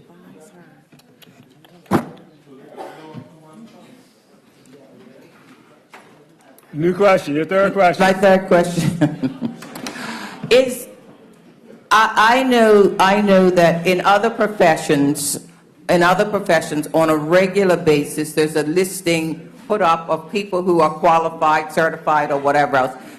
And they don't have to go to a job board or whatever else. Is there anything that's done on a regular basis through the ministry to list out a list of those people who are registered and certified so that Mr. and Mrs. Public can be aware of who they're dealing with?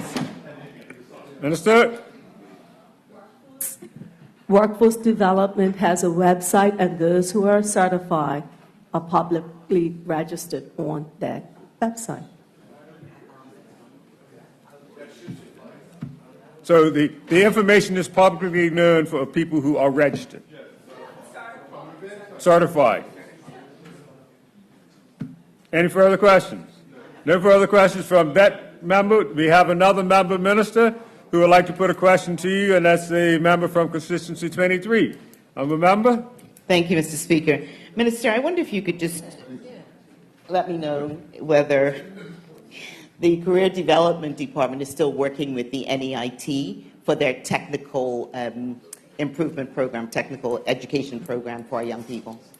Thank you. Minister? Yes. Oh, that was an easy one. No supplementary, huh? Minister, that brings a conclusion to questions I will put to you. The next minister that has questions that have been indicated members wish to ask is that of the Minister of Works. Minister of Works, you have two members indicating they'd like to put questions to you. The first is in the name of the opposition leader. Honourable member, would you like to put your question? Thank you, Mr. Speaker.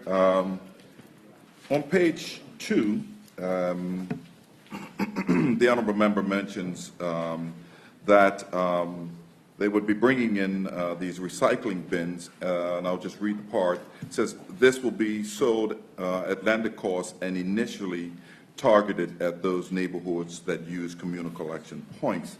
In the vein of initially, I'm interested in whether or not those could be made available to the regular pickup routes. One of the areas that I'm in constantly, we're having vermin out because they're using brown bags and they're using plastic bags. It would be nice at some point in time, I guess the question is are we looking at potentially making these things available to the general public from the government at cost? Minister? Mr. Speaker, I guess I did make myself clear. That is the intent. Supplementary? No, second question. Second question? Thank you, Mr. Speaker. No, he certainly didn't make himself clear. That's why I asked the question. The second question I have is on this graph that I see here where the public drop-off is in comparison 2017-18. I recognize this is a drastic increase there, which is fantastic, actually. And the question that I have is, due to the drastic increase of tonnage to the public drop-off, have we seen, or has it resulted in less tonnage being picked up by the regular pickup of the trucks? Thank you. It's quite drastic. Thank you. Minister? Mr. Speaker, no, we've not seen any drop-off in the vehicles, that, the garbage that's being picked up by trucks. Thank you. Supplementary? No further questions. We now move on, Minister, to the second member who wishes to put questions to you, and that's the honourable member from Constituency 23. Honourable member? Thank you, Mr. Speaker. Mr. Minister, I wonder if you can tell us in reference to page 3 of your statement in thanking the general public for adapting to the new collection schedule, is it intended that we will return to twice per week, or is once a week collection definitely the new norm? Minister? Mr. Speaker, I don't have the page 3 because my eyesight's bad, so I have to have it in larger font. But I believe I said specifically that this will be a permanent part of the Bermuda landscape. And so there is no plan to return to twice a week garbage collection, because that means we would have to hire more staff, and we'd have to purchase more trucks. Thank you, Minister. Any supplementaries? No further questions? That now moves us on to the last statement that members wish to put questions, and that's the statement from the Minister of Education. Minister, we have a member who would like to put a question, and the Honourable Member from constituency number 8, Honourable Member Simons, you have the floor. Thank you, Mr. Speaker. In the minister's statement, he indicates that the overall objective is to have consistency in grading practices across every school. My question is this: how are these standards defined for each school level, and what international benchmark are they defined against? Minister. Mr. Speaker, could the member repeat the question, please? Member? Yes, the minister indicated that the overall objective is to have consistency in grading practices across every school. So my question is, what international performance benchmark will the consistency be measured against for primary school, secondary school, and preschools? Minister. Mr. Speaker, the simple answer to that is the Cambridge system. Member? Supplementary or new question? Supplementary. Continue. The minister goes on to indicate that standards-based grading, this is part of your... You're responding to his response? Yes. Okay. Supplementary. Okay, so who is going to manage and ensure that those standards are adhered to? Minister? That responsibility falls ultimately under the Commissioner of Education. Thank you. Supplementary and new question.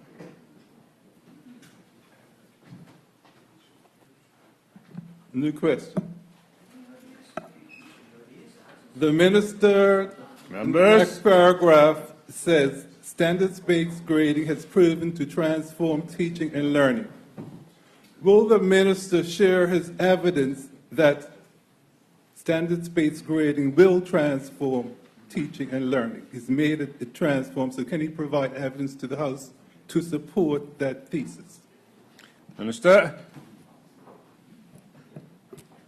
Mr. Speaker, I actually find it incredible that that question would ask, as the public would be well aware that standard-based grading and the introduction of standards-based education was a One Bermuda Alliance throne speech initiative in 2015. So if it was good enough for the now opposition to introduce it and produce a training plan that failed to get it implemented within 3 years, I find it incredulous that the opposition member will now ask what is the evidence to support in continuing on for a program that his government introduced. However, Mr. Speaker, I will answer the question and simply put, yes, evidence will be provided to that member. Thank you. Supplementary and new question. Thank you, Mr. Speaker. This will be your third question if it's a question. No, Supplementary? Supplementary. Supplementary, you'll put your supplementary. Give them members. The minister said it took us 3 years to implement. Mr. Speaker, I see that his team has an implementation plan of 4 years. Can the minister tell me why the team is taking 4 years to implement the standards grading program when other countries take 2 years? Minister? Once again, Minister, ask the question. Mr. Speaker, again, I find it incredible that that member would start to state that other countries or other systems have taken 2 years, but then ask me to provide evidence of other systems that have implemented standard-based grading. I don't get it, but it's the question he's asked. What I did say, Mr. Speaker, is that this was an One Bermuda Alliance throw-in speech initiative in November 2015, and the implementation commenced in October 2015. 3 years on, it was a failed implementation process that was done by the former government. That's what I spoke to. What we have done is reset the dial and look and understand that based on the research done by the steering committee, that it will take at least 4 years for us to be fully implementing the program that needs to be put in place, Mr. Speaker. That is why it's going to take 4 years. Supplementary? You take your supplementary? I have a supplementary, Mr. Speaker. Yes. The minister indicated that in the 2015 OBA throne speech, there was going to be a 3-year implementation process. That has been a failed process. The minister, will he agree that the failure was in the now government dropping the ball, because from 10-15 until they took over in 7-17, that was only a 1.5-year period of time. So if 3 years was not able to be accomplished, they dropped the ball. Will the minister acknowledge that? Minister?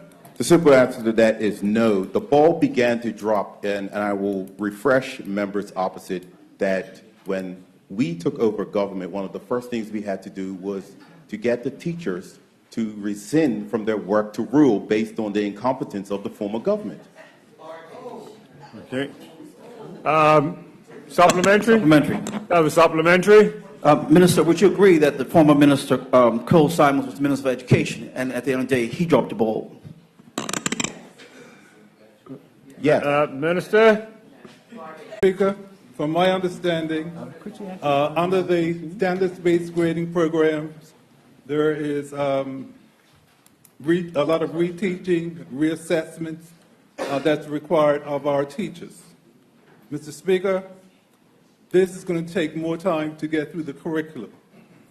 Can the minister confirm that the teachers will be provided with more support that will enable them to get to their administrative work and lesson planning, because there is much more reteaching and reassessing in the standards-based grading program? Thank you, Minister. Thank you, Mr. Speaker. As I stated within the statement, Mr. Speaker, the purpose of standard-based grading is to improve the delivery of education and to give our students a great understanding of what they know and what they can do with what they know. As the former minister who sat in this place, he would know that standard-based grading ties directly into Plan 2022 priority number 1, increasing academic rigor and student engagement, and priority number 3, enhancing the quality of teacher practice and system leadership. So as I also stated within the statement, there is a 4-year plan, and within that plan incorporates everything that teachers, administrators, and the Department of Education will need to do and have in place in order to ensure that the most important thing that we're looking out for here is that our students get an education system that they can be proud of. Thank you. Supplementary? Yes, it's a supplementary. Mr. Speaker, the minister has not answered my question. My question was, it's going to take a longer time for the teachers to get through the curriculum each term because of the reteaching and reassessments. Members? My question again is, will the teachers be given more support that will enable them to dedicate some time or more time to administration and lesson preparation? Minister? And again, Mr. Speaker, I reply with the same answer. The plan is a 4-year plan that will ensure that the resources and necessary things that the teachers, administrators, and the Department of Education need to implement this plan will be in place. Supplementary? You take your supplementary? Yes, I have a supplementary. Mr. Speaker, I wonder if the minister could spoke to the leadership element that was included in the plan. Does this leadership include the work to rule by principles that has been experienced by this government? Mr. Speaker, the principals are fully engaged in this process as the statement stated over the last 2 days. Principals have been engaged in professional development, and included on the steering committee is a principal, Mr. Osborne. Any further? No further questions? No supplementaries? That brings us to an end of the question and answer period. Congratulatory and/or obituary speeches. Does any member wish to speak to the congratulatory process? I recognize the Honorable Whip was on his government whip. Good morning, Mr. Speaker. Good morning. I raised to give congratulations to, actually, I can honestly say, the best team in the country, the PHC Zebras. Well, that may be questionable, but we'll let you continue. Who won the Friendship Trophy about 5-2 against Dundee Town. And there's still no. I wasn't playing goalkeeper for them then, but I'll be playing goalkeeper against West End tomorrow. But I also wanted to. So they're retaining. They're the defending champions right now in the Premier League and still #1 on the table. So I can actually, I enjoy hearing the games from when I can't make it from Stadium Lane. But also when we talk about winning teams and those members that win, Mr. Speaker, I ask a question if you are able to remember something that happened in 1989. One thing that happened in 1989 was Hurricane Emily. Yes. That was 87? 87, all right. Well, we recognize that the man was a little young at that time. He was a little young. All I remember, I remember missing school. That's all I remember. But the member has the floor. Let him continue. One thing that I did not get the date wrong was February 1989 was a general election. That's when the UBP had 23 seats, the PLP had 15, and the NLP had 1. But one of the members that won their seat in PLP was the honorable member who's now the Speaker, which means that it's been 30 years that you have been in this House, and I'd like to congratulate you on that time. Thank you, honorable member. Now I know why you jumped to your feet so quickly. Thank you. Does any other member wish to speak? All right, members, we recognize the Minister Fogel. Minister Fogel, you have the floor. Thank you, Mr. Speaker. Mr. Speaker, first of all, let me be associated with the congratulatory remark for PHC, and I will leave it there. St. George's girl coming west. Keep coming. Keep coming. You get orderly up there. I'll leave it there. Mr. Speaker, I want to speak to condolences for Miss Selena Miners. I'd like to associate Rolf. I'll associate the House, and in particular, MP Renee Ling, MP Kim Swan, MP Rolf. I did associate the House already. Right. Gone too soon is what I will say, and she is a big miss in St. George's, especially because she was one who could be relied on for any type of community event. She was there, she assisted. She was like a little sister for me. I watched Selena grow as we were next door neighbors from a baby to adulthood. And I just will say that she's going to be missed by all. Also, Mr. Speaker, another major loss for St. George's. I know him by his name, Leroy Tubby Richardson, and I think everybody knows about his recent loss. I will associate the entire House. Mr. Richardson was a patriarch for St. George's, a well-known sportsman, a treasure trove of history, and in losing him, we have lost a great deal. St. George's mourns a gentleman who was, prior to his passing, the eldest living pot match player. And so I think we will mourn his loss for many, many days to come. And last but not least on my list is Mr. Marvin Washington. I grew up with Marvin. He too was my next door neighbor. I like to associate Jean Atherton, our St. George's MPs, Renee Ling, Kim Swan, Colonel Birch. Sounds like the Hill House. Mikey, Just to Pepper. include the Hill House. The Hill House. Anybody who came into contact with Marvin knows what a great person he was. He was a connoisseur of great wines and definitely food. He was a Christian man. He was a lively man. He, too, volunteered his services with organizations like the Teen Services. Marvin, wherever he went, from St. George's to Somerset, people embraced him because of his communal spirit. Thank He you, will ma'am. Thank you, greatly thank miss you, Minister. Marvin. Okay. Thank you, Minister. I now recognize the honorable member from constituency 28, is it? Yes, it is. Honorable member, you have the floor.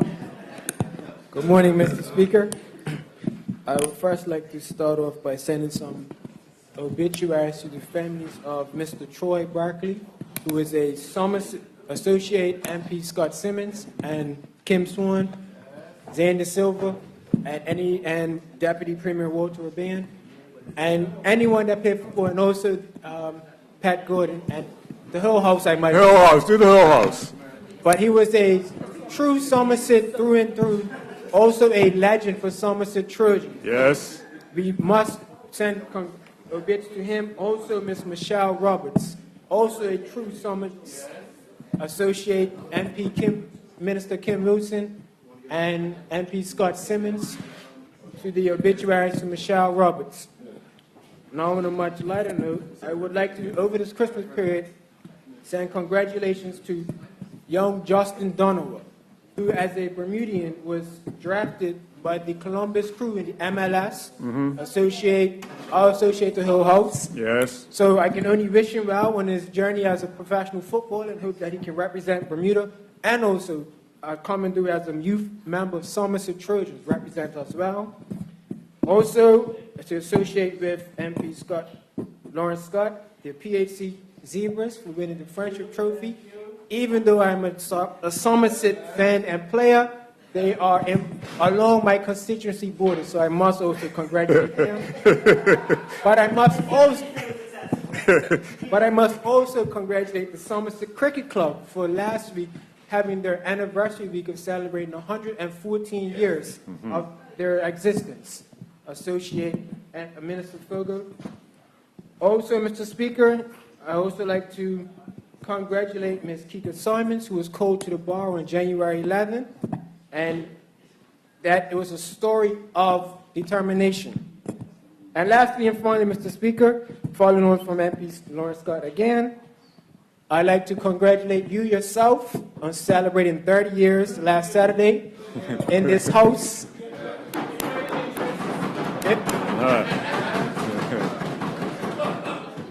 Fortunately, unlike Lawrence Scott, I was able to remember the correct year, 1989. I happened to be 4 years old, so I remember that a little bit. So, Mr. Speaker, congratulations on to you, and I guess I can associate the Hill House also. Yeah. And I recognize the Honorable Minister Wilson. Honorable Minister, you have the floor. Thank you, Mr. Speaker, and I'm glad you allowed me to follow the honorable member from 28, because I'd certainly like to be associated with all of his congrats and obits, particularly as it relates to the residents of Somerset. Also, I'd like to personally extend the congratulations to you, Mr. Speaker, with respect to 30 years serving this honorable House and the members and the constituents of Somerset. Thank you. I'm going to ask if we can send congratulations to one of your constituents, the Talberts, Mr. and Mrs. Yes. Quinton and Marjorie Talbert, Yes. on the huge fate of celebrating 65 years of marriage bliss. They recently celebrated their 65th wedding anniversary. They hail from Somerset, and within your constituency, both are members of Allen Temple AME Church, and their secret to longevity is, if I can quote, "With a long marriage, you have to give a lot, take a lot, and just try to love it up." And in this day and age, unfortunately, when we look at divorce rates of over 50% within our community, to see that this couple has reached a milestone celebrating 65 years of wedded bliss, I'd certainly like to extend congratulations on behalf of the whole House to the Talberts from Somerset. Thank you, Mr. Speaker. Yes. I now recognize the Honorable Deputy. Deputy Speaker, you have the floor. Thank you, Mr. Speaker. Mr. Speaker, I certainly want to be associated with the remarks concerning yourself of serving 30 years in this honorable House, Mr. Speaker. Mr. Speaker, I'd like for this House to send condolences to the family of Ms. Cheryl Eileen Eve. She's the sister of Laverne Ferber. Yes. And would associate the entire House with that, Mr. Speaker. She was certainly a woman of great courage, character, and integrity, Mr. Speaker. Also, Mr. Speaker, I'd like to send condolences to the family of Glenn Blakeney, former member of this House, son, Glenn Senior Blakeney. I want to associate the entire House. As you know, he was a thorn in the side of Somerset. Well, you know you were on good stand for a while there, Deputy. Went to Somerset to play for them, but they didn't want him. They turned on probably Bermuda's best, most explosive left-hand batsman, a natural, and a master blaster, as they called him. But he certainly gone too soon, Mr. Speaker. Yes. And he would be sorely missed by all that know him, particularly his wife and children. Mr. Speaker, I'd also like to send condolences to the family of Mr. Larry Truck, a cousin of mine who passed away, and he'll be sorely missed by his wife Suzanne, his sons Jolly, Anthony, and the daughter, and the entire family. Thank you, Mr. Speaker. Yes. We now recognize the Honorable Minister Silva. Honorable Minister. Thank you, Mr. Speaker. Mr. Speaker, I would also like to be associated with the condolences for Troy Barkley's family. I had the distinct pleasure of doing a few things with Troy, one being football in our latter years, and of course the other celebrating victories after the games. I'd also like to echo the comments that Honorable Member Derrick made, reference to Glenn Blakeney Jr. I think that a lot of his fire did come from his father. As you will know, his father was quite fiery in this house. So I think a lot of that was certainly in his DNA, and he will be sorely missed. I would also, at this time, Mr. Speaker, a lot of times we say we would like the House and members to give condolences when somebody passes. But I went to a funeral last week, Mr. Speaker, where it was certainly a celebration of one's life. And that celebration was Mary Bertram from Southampton, whom I think you know, Mr. Speaker. Yes. And her husband, Boise, loved her dearly, stood by Mary through thick and thin. And it would be remiss if I didn't mention the speech that her son, Butchie, gave, Mr. Speaker. And I must say to not only a packed church, but it weren't even standing room in the church. They brought in extra chairs, had people in the hallways, people down the stairs at the Salvation Army. It was 3.5 hours, Mr. Speaker, but it was the quickest 3.5 hours I ever experienced in my life. Between Butchie's speech and his brother, Reverend Clark Miners, they've done a fantastic job. And I think all the family, whilst there were very little tears, there was a lot of laughter, a lot of memories, a lot of secrets too, Mr. Speaker.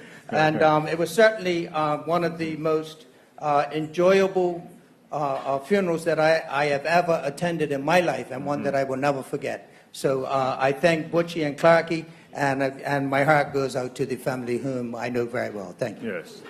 Now I recognize the Honourable Member from Constituency 2. Honourable Member, Constituency 1, rather. Honourable Member Ming, you have the floor.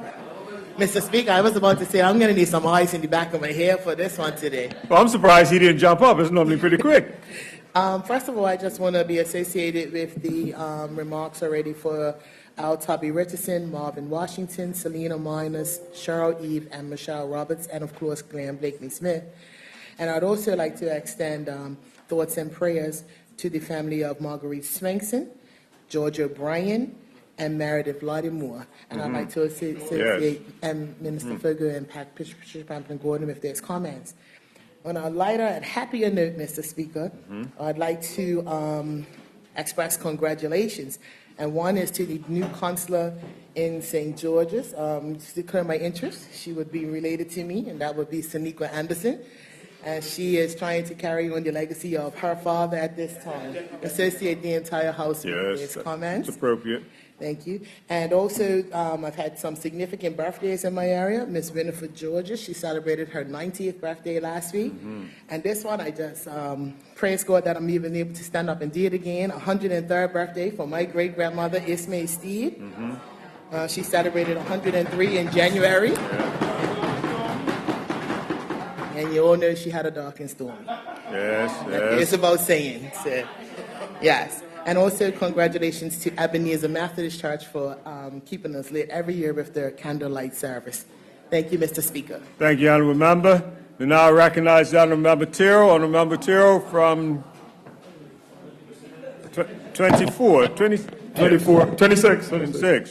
Mr. Speaker, and good morning. First of all, let me associate with the congratulations to your 30 years in the House, Mr. Speaker, and I wish you many more. Mr. Speaker, how many more? Well, many more. Mr. Speaker, I would ask that this House send condolences to one of my cousins, well-known Glaxton Allen Sad Brown, who passed recently. Yes. I associate the whole House, Mr. Speaker. Glaxton would certainly be well known in terms of sporting because of his football and cricketing aspirations, but most people don't know that he was a real gentleman and a mentor to myself, and I would ask that condolences be sent to his wife and the children as well. Thank you, Mr. Speaker. On that, I'd also ask that the House send condolences to one of my constituents, Mr. Ralph St. George Powell, who passed very recently. Mr. Powell and his family are great supporters of the Tyrrells, and I certainly wish them all the best in their upcoming days as well. On a more happier note, Mr. Speaker, I would ask that the House send congratulations to one of my constituents, Ms. Mary Williams of Wellview Lane, who's celebrating 103 years today, Mr. Speaker. Ms. Williams is today. Ms. Williams, very sprightly, still going about things on her own, but does have some caregiver there with her at times, and I wish her all the best. Mr. Speaker, I would also like to ask if congratulations could be sent to one of my constituents, another one of my constituents, of course, Yolanda Ferbert. She has been recently recognized as one of 62 persons in the world as a master wedding planner. I don't know how she went about going to get that certificate, but I certainly know that she's well qualified, and I'd like to associate Renee Ming and Scott Simmons as well. Mr. Speaker, thank you very much. Thank you. I beg you to recognize the honourable member from constituency 23. The honourable member, you have the floor. Thank you, Mr. Speaker. Mr. Speaker, I would ask that this honourable House send condolences to the family of Ronald Jeffries of Dudley Lane. He was a longtime employee of Gas and Utility, and his wife Pearl and their daughters mourn his loss. I would also like to be associated with the condolences to the family of George O'Brien, who he was the husband of one of my former co-workers, so we had quite a lot of time to engage one with the other, and I certainly wish well, especially to his son, who is one of our top match players, George Bryan Jr., and I just wish them well during their time of bereavement. I would ask that we send congratulations to Isabel Braxton, who was recently installed as the Honorary Canadian Consul, and I'd like to associate members, Honourable Member Susan Jackson, Honourable Member Jean Atherton, Honourable Member Renee Ming, Honourable Member Kim Wilson, Minister Wilson, Deputy Premier Walter Raban. Isabel Braxton, we have the benefit of not just watching her as she is the Honorary Consul, but some of us serve with her on the International Women's Forum, so she's quite an excellent addition to the expertise that our organization helps to bring to the community. And finally, Mr. Speaker, I would like for this House to extend condolences to the family of Sonny Ferbert. Reginald Sonny Ferbert was quite an individual around town. Yes. But I don't think that you would find a more meek, a more decent, an individual with greater integrity, and generally a very nice person. Sonny is one who everybody could embrace. We spoke to him. He had his challenges, but Sonny would give you the shirt off of his back. I remember, Mr. Speaker, one day I'm going to work, and Sonny had with him a newspaper and 2 cartons of milk. He handed me a carton of milk and said, Ms. Gordon-Pamplin, you have this. Now, that is generosity of spirit, and it's a quality that we should all emulate. And I certainly mourn his passing, and I would ask that condolences be sent to his family. Thank you, Mr. Speaker. We recognize the Honorable Minister, Minister Rubain. Thank you, You have Mr. the floor. Speaker. Mr. Speaker, I would ask that a letter of congratulations be sent from this House, and I will associate everyone within to the Bermuda Union of Teachers in the celebration of their 100th anniversary on February 1st. Mr. Speaker, the Bermuda Union of Teachers was founded at a gravesite with a meeting of four teachers at that time, Reverend Rufus Stubble, Ms. Adele Tucker, Ms. Edith Crawford, and Ms. Matilda Crawford, and they were mourning the loss of a teacher, and recognized that in order for the profession of teachers to grow beyond what it found itself in was to band together and look out for each other. This organization grew from that fateful graveside meeting into the Bermuda's first trade union entity to be formed in Bermuda. And so they've just concluded celebrating a year of activities in which the result of that is they were to raise $100,000 for scholarships for students, Mr. Speaker. So with that said, I would just like for, again, a letter of congratulations sent to the Bermuda Union of Teachers and associate the entire House to that. Thank you, Mr. Speaker. Thank you, Minister. We recognize the Honourable Member from constituency 6. Honourable Member Ferbert, you have the floor. Thank you, Mr. Speaker. I'd like to also be associated with congratulating yourself for 30 years in this honorable House. Thank you. They say that you were formerly the first, not the first, but when you were elected Minister of Youth and Sports and Environment. Now you've been able to rise to one of the most senior positions that we have in this honorable House. I look forward to seeing your picture on this wall one of these days, which will be here for probably another 100 years. Mr. Speaker, unfortunately, during the time that we were out, there are many people in Bermuda paused. Yes. I've never seen so many obituaries in the papers during Christmas time in my whole life. Yeah. So, Mr. Speaker, for just a few people that I have to mention, first of all, the honourable member mentioned my cousin, Sonny Ferbert, who's my second cousin. Also, I understand it's the second cousin of the opposition leader, Mr. Kennedy. I didn't realize that we had a relationship, at least close relationship with Sonny. But not quite. On the mother's side, I'm on the father's side.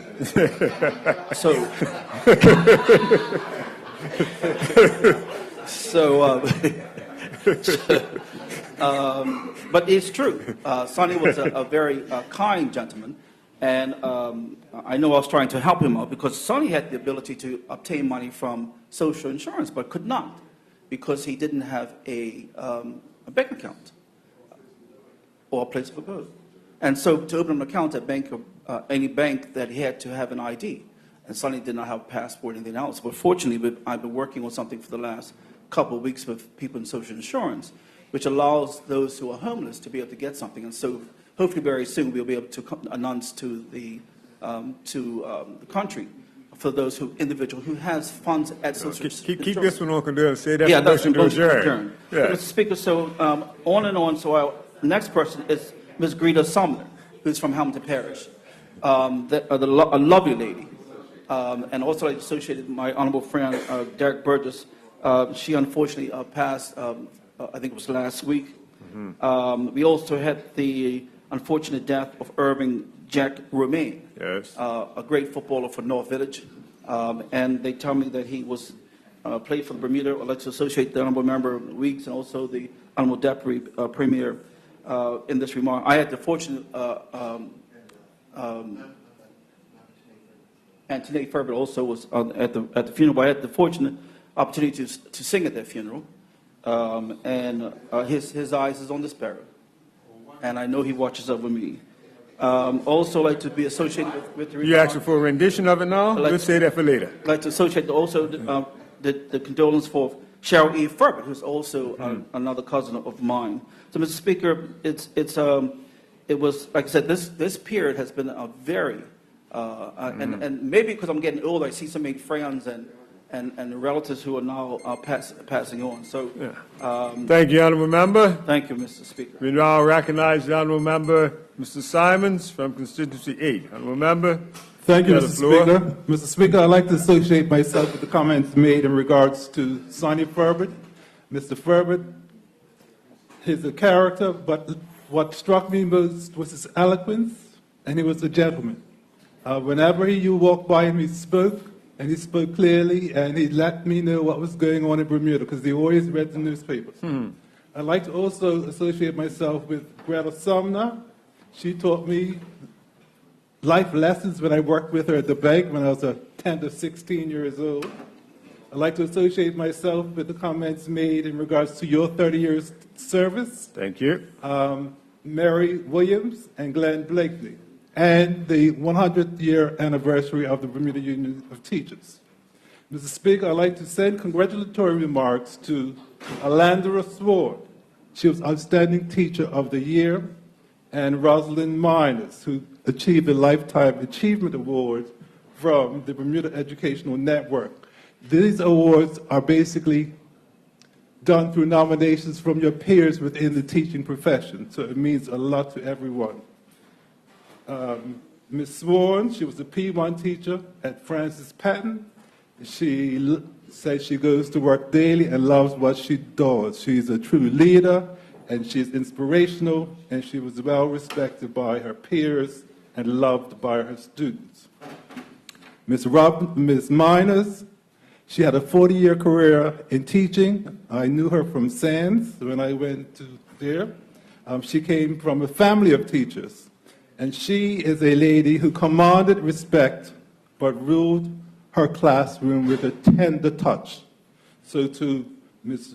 Miners and Ms. Swan, congratulations. Keep up the good work. Your work has gone, and we salute you for your contributions to developing young people in Bermuda. Thank you. All right. Now I recognize the Honourable Member from Constituency 1. Honourable Member, Constituency 2. Honourable Member Swan. Getting you Eastenders mixed up this morning. That's all right. You'll be very confused in July and August. I don't think so. When you come down to constituency number 2. No. You will be, and your team will be very, confused. I would like to offer condolences to the family of the late Norman Miners, the golf professional, who's the sister of Ms. Burchell, and I would associate Honourable Member Minister De Silva and the Honourable Member Burgess from constituency down in the Goetz country, down there in the Bible Belt. I would like also a letter of condolence sent to the family member Ms. Faye Wilkinson from Ferry Reach. Like so many communities, Honourable Member Ms. Ming would like to be associated from constituency number 1, and I'm sure the Honourable Member Ms. Fogo as well. Ms. Faye Soltis Wilkinson has family in both the West End and has hailed from Ferry Reach for many years now, and my sincere condolences go out to them. Also, my dear friend, Mr. Boy Augustus, from the Belmont Hotel, an extraordinary lady who was the assistant maitre d' back in the 70s when those achievements were very far and between for persons of African descent in Bermuda in particular. But she was an exceptional, along with her many colleagues who I credit for having raised me in the hotel industry, and I'm deeply saddened. I'd like to be associated with the condolences to Glenn Blakeney Jr., Leroy Tubby Richardson, George O'Brien Sr., and Urban Jack Romaine, and I apologize for others that I may have missed in this 3-minute window.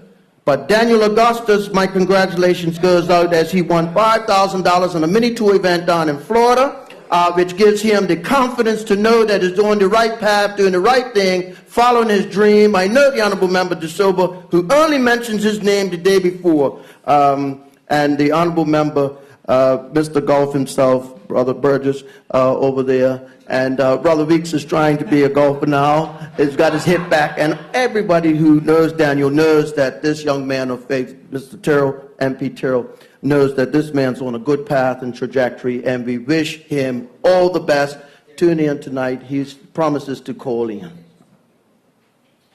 Thank you. Is there any other member? We now recognize the Honorable Minister. Minister Brown, you have the floor. Yes, good morning, Mr. Speaker. Mr. Speaker, I ask that this House send condolences to the family of the late Ms. Patricia Quinn. Yes, yes. And associated and Cole Simons. Ms. Quinn was a lady who always exuded charm and grace. Kim Wilson, associate as well. You can do the House. It looks like a lot of hands going up. Do the whole House. Speaker. She exuded grace and charm throughout her life.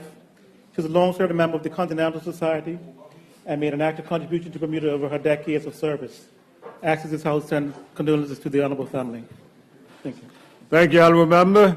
We now recognize the Honorable Member from Constituency 19. Honorable Member, you have the floor. Mr. Speaker, I'd like to have condolences sent to the family of the late Shushan Bedenduck. Shushan went to McGill, which is where I first met her. And when she came back to Bermuda, she threw herself into doing things in terms of being a librarian, and she actually took that role from just being a librarian to a whole new range of things that you do for a company that you don't realize that knowledge creates the opportunity to help a company grow. But Shushan also, which is what more significant to me, became disabled, but that didn't stop her. She was someone who was out there all the time doing things, opining on things which would improve the lives of people who were disabled. So I'd like, and I know she was going back to Montreal to be interned, but I think she did a lot for Bermuda. I'd like to also have condolences sent to the family of Gina Payne Scott. I knew Gina a long time ago when she used to be involved in putting on a TV program for young people. And I remember her coming up, getting involved with horse riding and showing kids the things that they could do. I'd like to be associated with the congratulations to Daniel Augustus. It isn't only men who think about golfing and support him. And so I just want to let him know that Daniel was my pro for a recent tournament, and I'm really pleased to see that he's getting out there winning his first check. With respect to also golf, I was saddened to see the death of Peter Stubbs. Peter used to be at the Bank of Bermuda for a long time in terms of security, and I see Zane putting his finger up and Cole, because the honorable member, Zane DeSilva, putting his finger up. Honorable Cole. The finger in a different way up. But anyway, I'm not going to let it take my 3 minutes away, Mr. Speaker. I'd like to also have to be associated with the remarks for Norman Nachi Miners. Norman was one of those people who also a golfer, but also was helpful to anybody that was interested in golf. And last but not least, I'd like to be associated with the remarks for George O'Brien Sr. I had a grandson who a long time ago was interested in cricket, and George used to deal with the cricketers and young cricketers, and he took a real took care of making sure that they not only knew about the game, but they understood about dedication, etc. So I was sad to see his passing. And on that note, Mr. Speaker, thank you very much. Thank you, Honorable Member. I now recognize the Honorable Member from Constituency 4, the Honorable Member, Ms. Ferbert. You have the floor. Good morning, and thank you, Mr. Speaker. Good morning. I would also like to send out condolences and be associated with the condolences for Ms. Shushan Bedenduck. Shushan was very instrumental in the community as it had to do with disabilities, and was actually one of the committee members who helped to create the national policy on disabilities. And so we're very thankful for her contributions towards persons with disability in our community. Also would like to send condolences out to the family of Miss Gloria Afrida Daniels, who was a constituent of mine for over, well, she lived in the constituency for over 40 years. So just sending our condolences to the family of Ms. Daniels, and also wanting to associate myself with Mr. Jack Romaine, Yes. known in the community for his contribution in the arena of football, North Village fan, North Village player. And just wanting to send condolences to his wife, Hilda, who was a very faithful wife and took good care of Jack. Actually, over the Christmas holiday when I went to go visit the family, Jack was, I remember clearly he was, being in the sports area, he was still taking really, really good care of his body, and he had someone there doing reflexology on Jack. So just wanted to extend condolences to Aunt Hilda and to Irvin and Erica, who are his children. And also wanting to send condolences out to the family of Kiara Marie Pava. I will extend the whole house condolences because Miss Kiara's life was one that was definitely gone too soon. Sending condolences out to the Barkley family as well as it relates to Kiara. Thank you, Mr. Speaker. Thank you, Honourable Member. Now recognize the Honourable Leader of the Opposition. Honourable Member, you have the floor. Yes, Mr. Speaker. Let me first start off by saying to yourself, congratulations. Thank you. Not sure if many of us have the stomach for 30 years, so congratulations to you. Well done. Tough skin, tough skin. That's probably more of it, eh? Yeah. I'd also like to extend congratulations to the BUT for their 100th anniversary. Some of us did have the opportunity to partake in some of the ceremonies. And one of the founders, Reverend Rufus Stubble, was actually the great-grandfather of the Honorable Sylvan Richards in the House here. What a momentous milestone for the BUT. Was quite intriguing to watch them as they marched down Reed Street, then on up onto Church Street in solidarity. So a wonderful thing there. And condolences to Sonny Furbert and the family. What a lot of people would not have known is that he was a very prolific bowler up at the Warwick Bowl. Well known at that time. Yeah, he was well known for his bowling prowess. And so I kind of wanted to highlight the fact that he was a sportsman. And was very well known at that time for his bowling up at the Warwick Bowl. I did used to house sit with his mother, actually. He was older than me and was away at the time, but it is rather sad to see that he has passed on. In addition, congratulations, constituency number 2, the Honourable Member Swan, had the privilege and opportunity, as I did, to be a part of a dedication service for the New Testament Church of God, Rhema Ministries. Yes, I just called your name.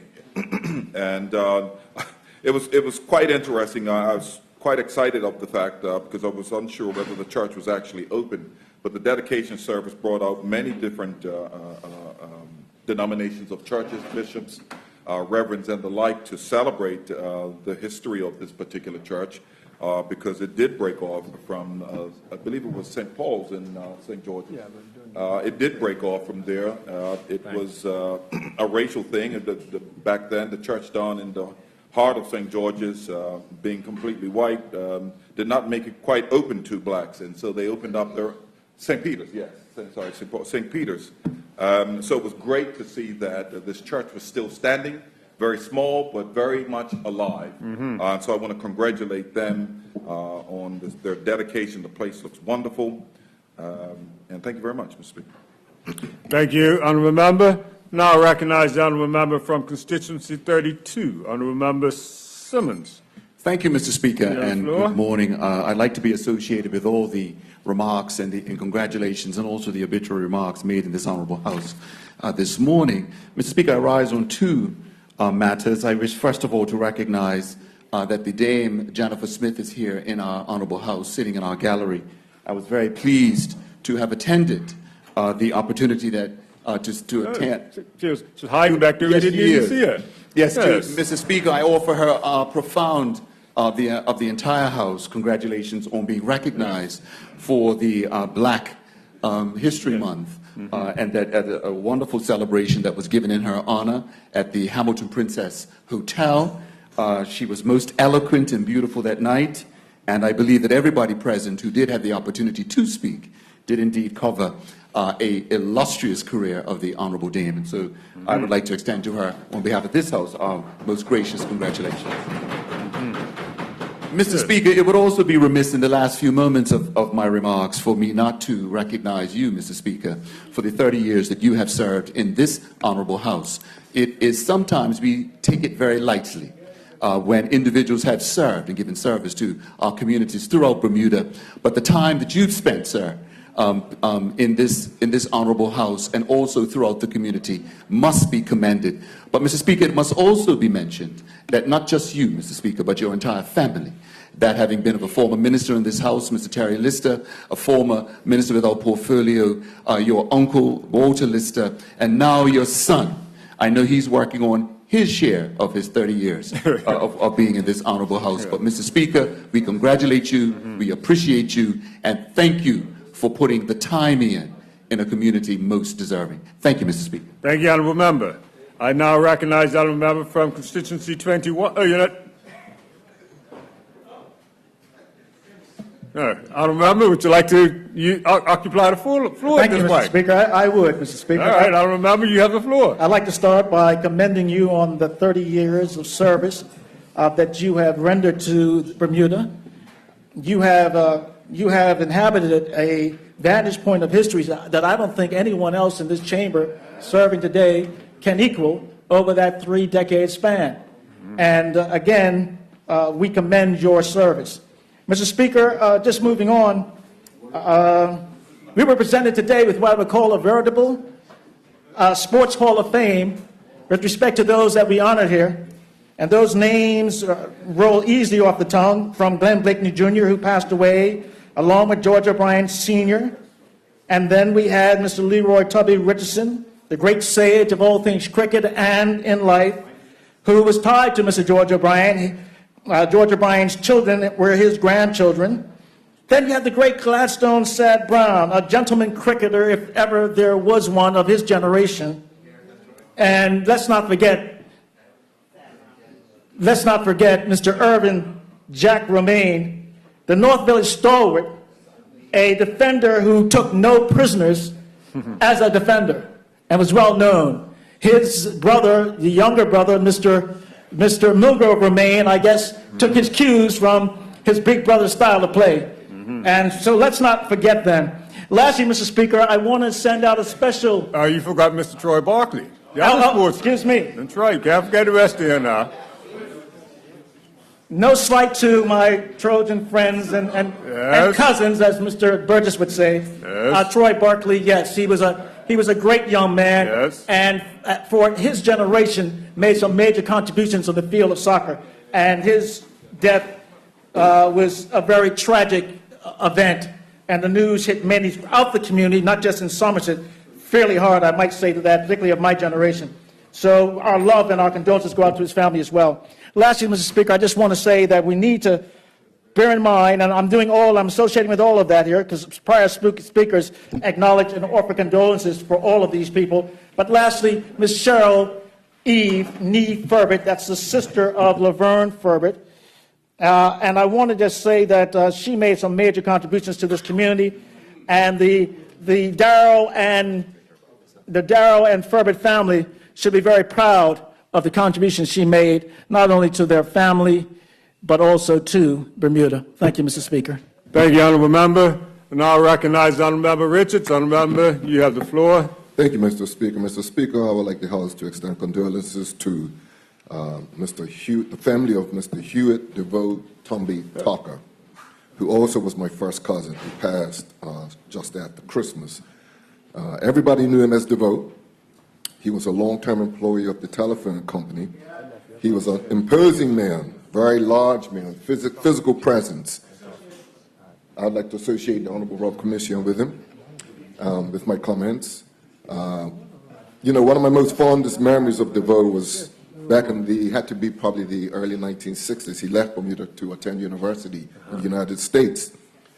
And he came back to Bermuda after a few months in the United States and announced to the family that we were no longer to call him DeVoe, that his new name was Babatumbi Babatu.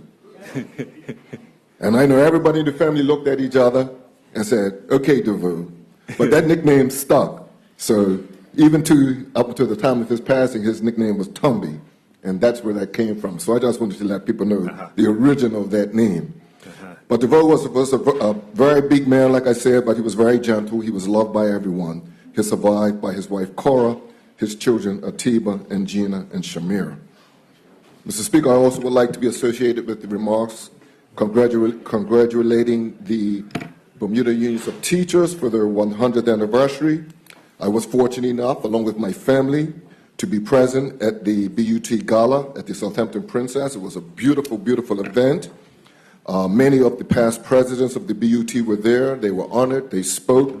It was very well organized. The band that was there, the Wall Street Band, was incredible. It was a really, really beautiful night and a celebration of the legacy of the Bermuda Unions of Teachers, so I wanted to be associated with that. Also, Mr. Speaker, once again, congratulations on your 30 years. Presence in this House. Your family has a very esteemed legacy that I know you all should be very proud of, and we support you and salute you. So thank you, Mr. Speaker. Thank you, Honourable Member. I now recognize the Honourable Minister of Works. Honourable Minister. Mr. Speaker, thank you very much. I'd like to be associated with the condolences to the family of Mary Burcho. I was present with the Minister of Tourism, and it was indeed probably, I won't say the quickest 3.5 hours I've spent, because I go to black churches on a regular basis. But it was a joyous occasion, Mr. Speaker. I'd also like to be associated with the condolences to the family of Marvin Washington. Yes. I'd like to be associated with the congratulations to yourself, Mr. Speaker. Thank you. To the Mr. and Mrs. Quinton Talbot, who actually lived across the lane from us. That's right. Yeah. Many, many years ago, and were friends of my late parents. And so I congratulate them on the 65th wedding anniversary. And I'd also like to congratulate Dame Jennifer on the tribute paid to her for Black History Month this month. Mr. Speaker, for those who attended Nina Simone, 4 women, back in January, as a fan of Nina Simone, I was a little skeptical, because I don't think any of these, young people around here today can understand and have a real feel for who she was about. Yes. But I can say that those 4 ladies acquitted themselves amazingly. It was an absolute fantastic evening that I actually thoroughly enjoyed, and I thought they paid quite honorable tribute to Nina Simone. Finally, Mr. Speaker, I'm going to use up most of my time on one of my more pleasant tasks in doing this job. I was invited to Purvis Primary School, Primary 3, East and West, who, first of all, inspired me in the sense that the 2 teachers there, Ms. Kathy Bassett and Ms. Sherry Simmons, had decided that they were going to teach these young people about our democracy. And so they taught them about the 3 branches of government, and they appointed them all MPs for C27. And so they set about going around the district, around Purvis, and identifying things that if they were the MP, what they would do to fix it. All right.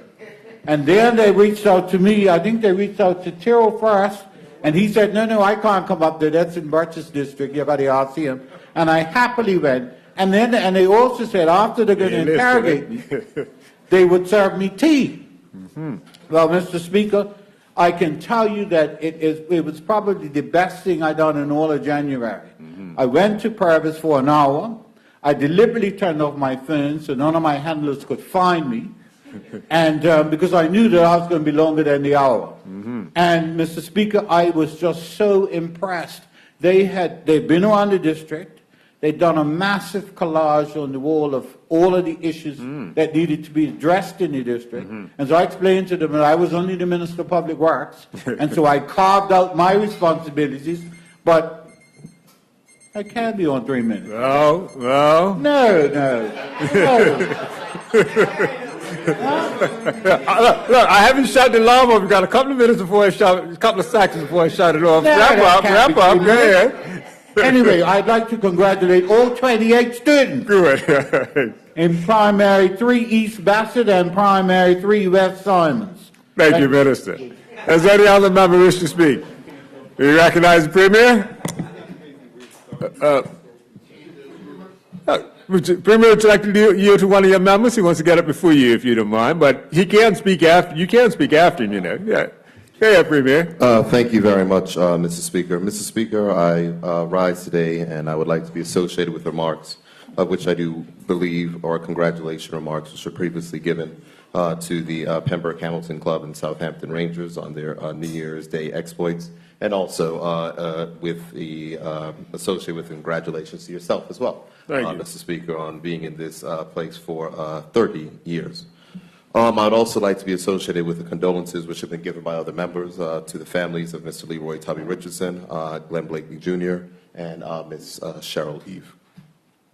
I do not know if it has been done yet, Mr. Speaker, but I would like to, at least while I'm on my feet, send condolences to the family of the late Mr. Renico Burchell, who was my cousin and whose life was ended early due to gun violence over the Christmas period. I know that it was an incredibly difficult period for the family, a difficult period for the island, and it was especially poignant when I had the opportunity to speak with the mother of Renico, and of course she was incredibly distraught over the senseless loss of life of her son.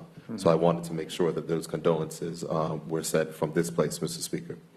Additionally, I'd like to offer condolences to the family of Miss Miriam Patricia Rayner, the beloved wife of Mr. Stephen Rayner, of many of us who would know, works at the Department of Communications, taking photos. I'll associate the whole house, with that. Miss Rayner was in her 69th year, and it's a constituent of mine, and I just, of course, it was always a tragic time when you lose a wife, and I did have a chance to see Mr. Rayner a few days ago as he was back on the job, and we had a chance to speak into, of course, it's very sad, but I wanted to pass on condolences from this place, and also I'd like to express condolences to the family of Mr. Harry Collingwood Graves, who I believe was laid to rest yesterday, who inside was also a constituent of mine, and without question, he will certainly be missed. It was without question fitting that, of course, they came from a wonderful St. George's family,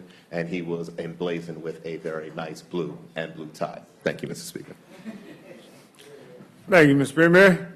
We now recognize the honourable member from constituency 16. 16, yes. Honourable member Weeks, you have the floor. Good afternoon, Mr. Speaker, and thank you. Mr. Speaker, I'd like to start off my remarks by associating myself with the remarks of Renico Burchell. I knew him personally, and my heart goes out to him and his family. I'd like to also associate myself with the remarks of Glenn Blakely Jr. and George O'Brien Jr. George O'Brien Sr. Yes. Yes. George O'Brien Sr. and I worked in the football fraternity together. We were both match commissioners, and I remember him when I was younger as goalkeeper for Boulevard, so him and I got to be pretty good friends. Mr. Speaker, I also would like to associate the remarks with Daniel Augustus, Jr. Some in this honorable house think that I don't know how to swing a golf club, but Daniel has helped to shape me as long as one of the honorable members from constituency number 2 to tighten up my swing and save a little grass for the next person that comes along. But Mr. Speaker, I would like to also send congratulations to Mr. and Mrs. Leon Burt. Mr. and Mrs. Leon Burt are the uncle and aunt of my wife and the Honorable Premier. They just celebrated 60 years. I would like to associate the whole house with that. Yes. Because Mr. Burt was a long-time employee of Public Works. Yes. And he has made a tremendous contribution to the community in Bermuda. I refer to him as Uncle Leon and Aunt Helen, as we were taught back in the day, being married to his niece. But, Mr. Speaker, before I take my seat, I also would like to send congratulations to the Seventh-day Adventist Church in Devonshire. They had a community day celebrating everyone in the community 90 years plus. I had the honor to be one of the speakers there, and it was a really heartwarming with all the seniors in the area coming out and joining in the celebration, and their families, their children, and it was really a grand occasion.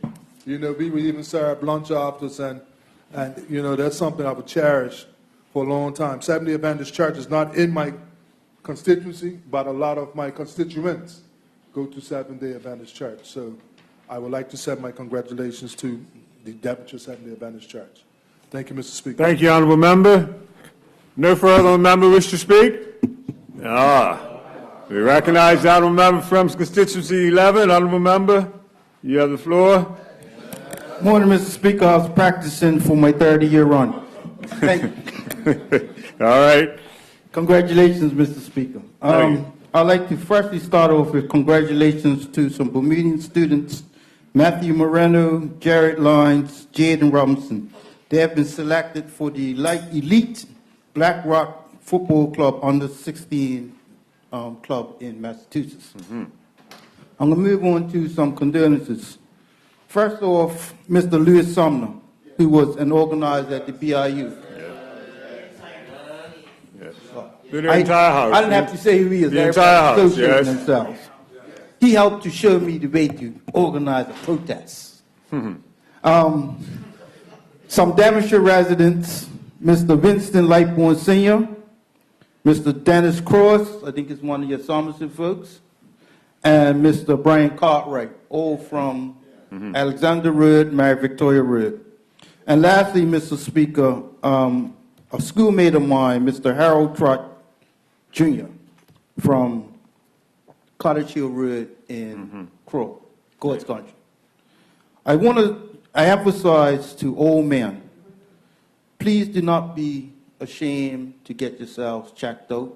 Get your health checked, your heart. Well, I didn't say that part. We're never too young to get ourselves checked out, because Mr. Augustus comes for you no matter what your age is. So thank you, Mr. Speaker. And again, congratulations on your 30-year run, and I'm sure your son is trying to figure out how to emulate that. Have a good day, Mr. Speaker. Thank you, Honourable Member. No other Honourable Member? I'd just like to take a couple of moments just to acknowledge the congratulations that have been expressed to my 30 years in this chamber, but I cannot accept that without acknowledging that class of 1989. And Dame Jennifer, who's in the chamber this morning, Dame Jennifer was a member of that class, along with the late Nelson Bascom, the late Julian Hall, the late David Allen, the late David Saul. We were all members who came in that year, and it's almost chokes you up to think that it's only two of us left from that class. So I stand in acknowledging the 30 years, but acknowledging that we came in with a very strong young members who were willing to make the sacrifice to give a contribution to this country and to the betterment of the country. I hope that contribution has been. And I just encourage all members to come, when you come into these chambers, to know you're coming for the better servant and the betterment of the country. And that should be first and foremost in how you deliver your service. Thank you for the words of congratulations. I acknowledge them all and I appreciate them all. On a lighter note on that side, I know many of us, Minister of Health, I know many of us still have a sweet tooth. So there's cake outside to acknowledge the 30 years. Again, we're mindful, Minister of Health. We'll be light on the cake, but it is cake there. However, before you partake of the cake, those who have volunteered to be sampled for Dr. Weldon, she is set up in the Senate chamber for you to give your sample, and she requires it before you partake of the cake. With those few remarks, I believe, Deputy, you will take us to lunch. Yes, thank you, Mr. Speaker, and I do move that we adjourn until 2 p.m. Now, Mr. House.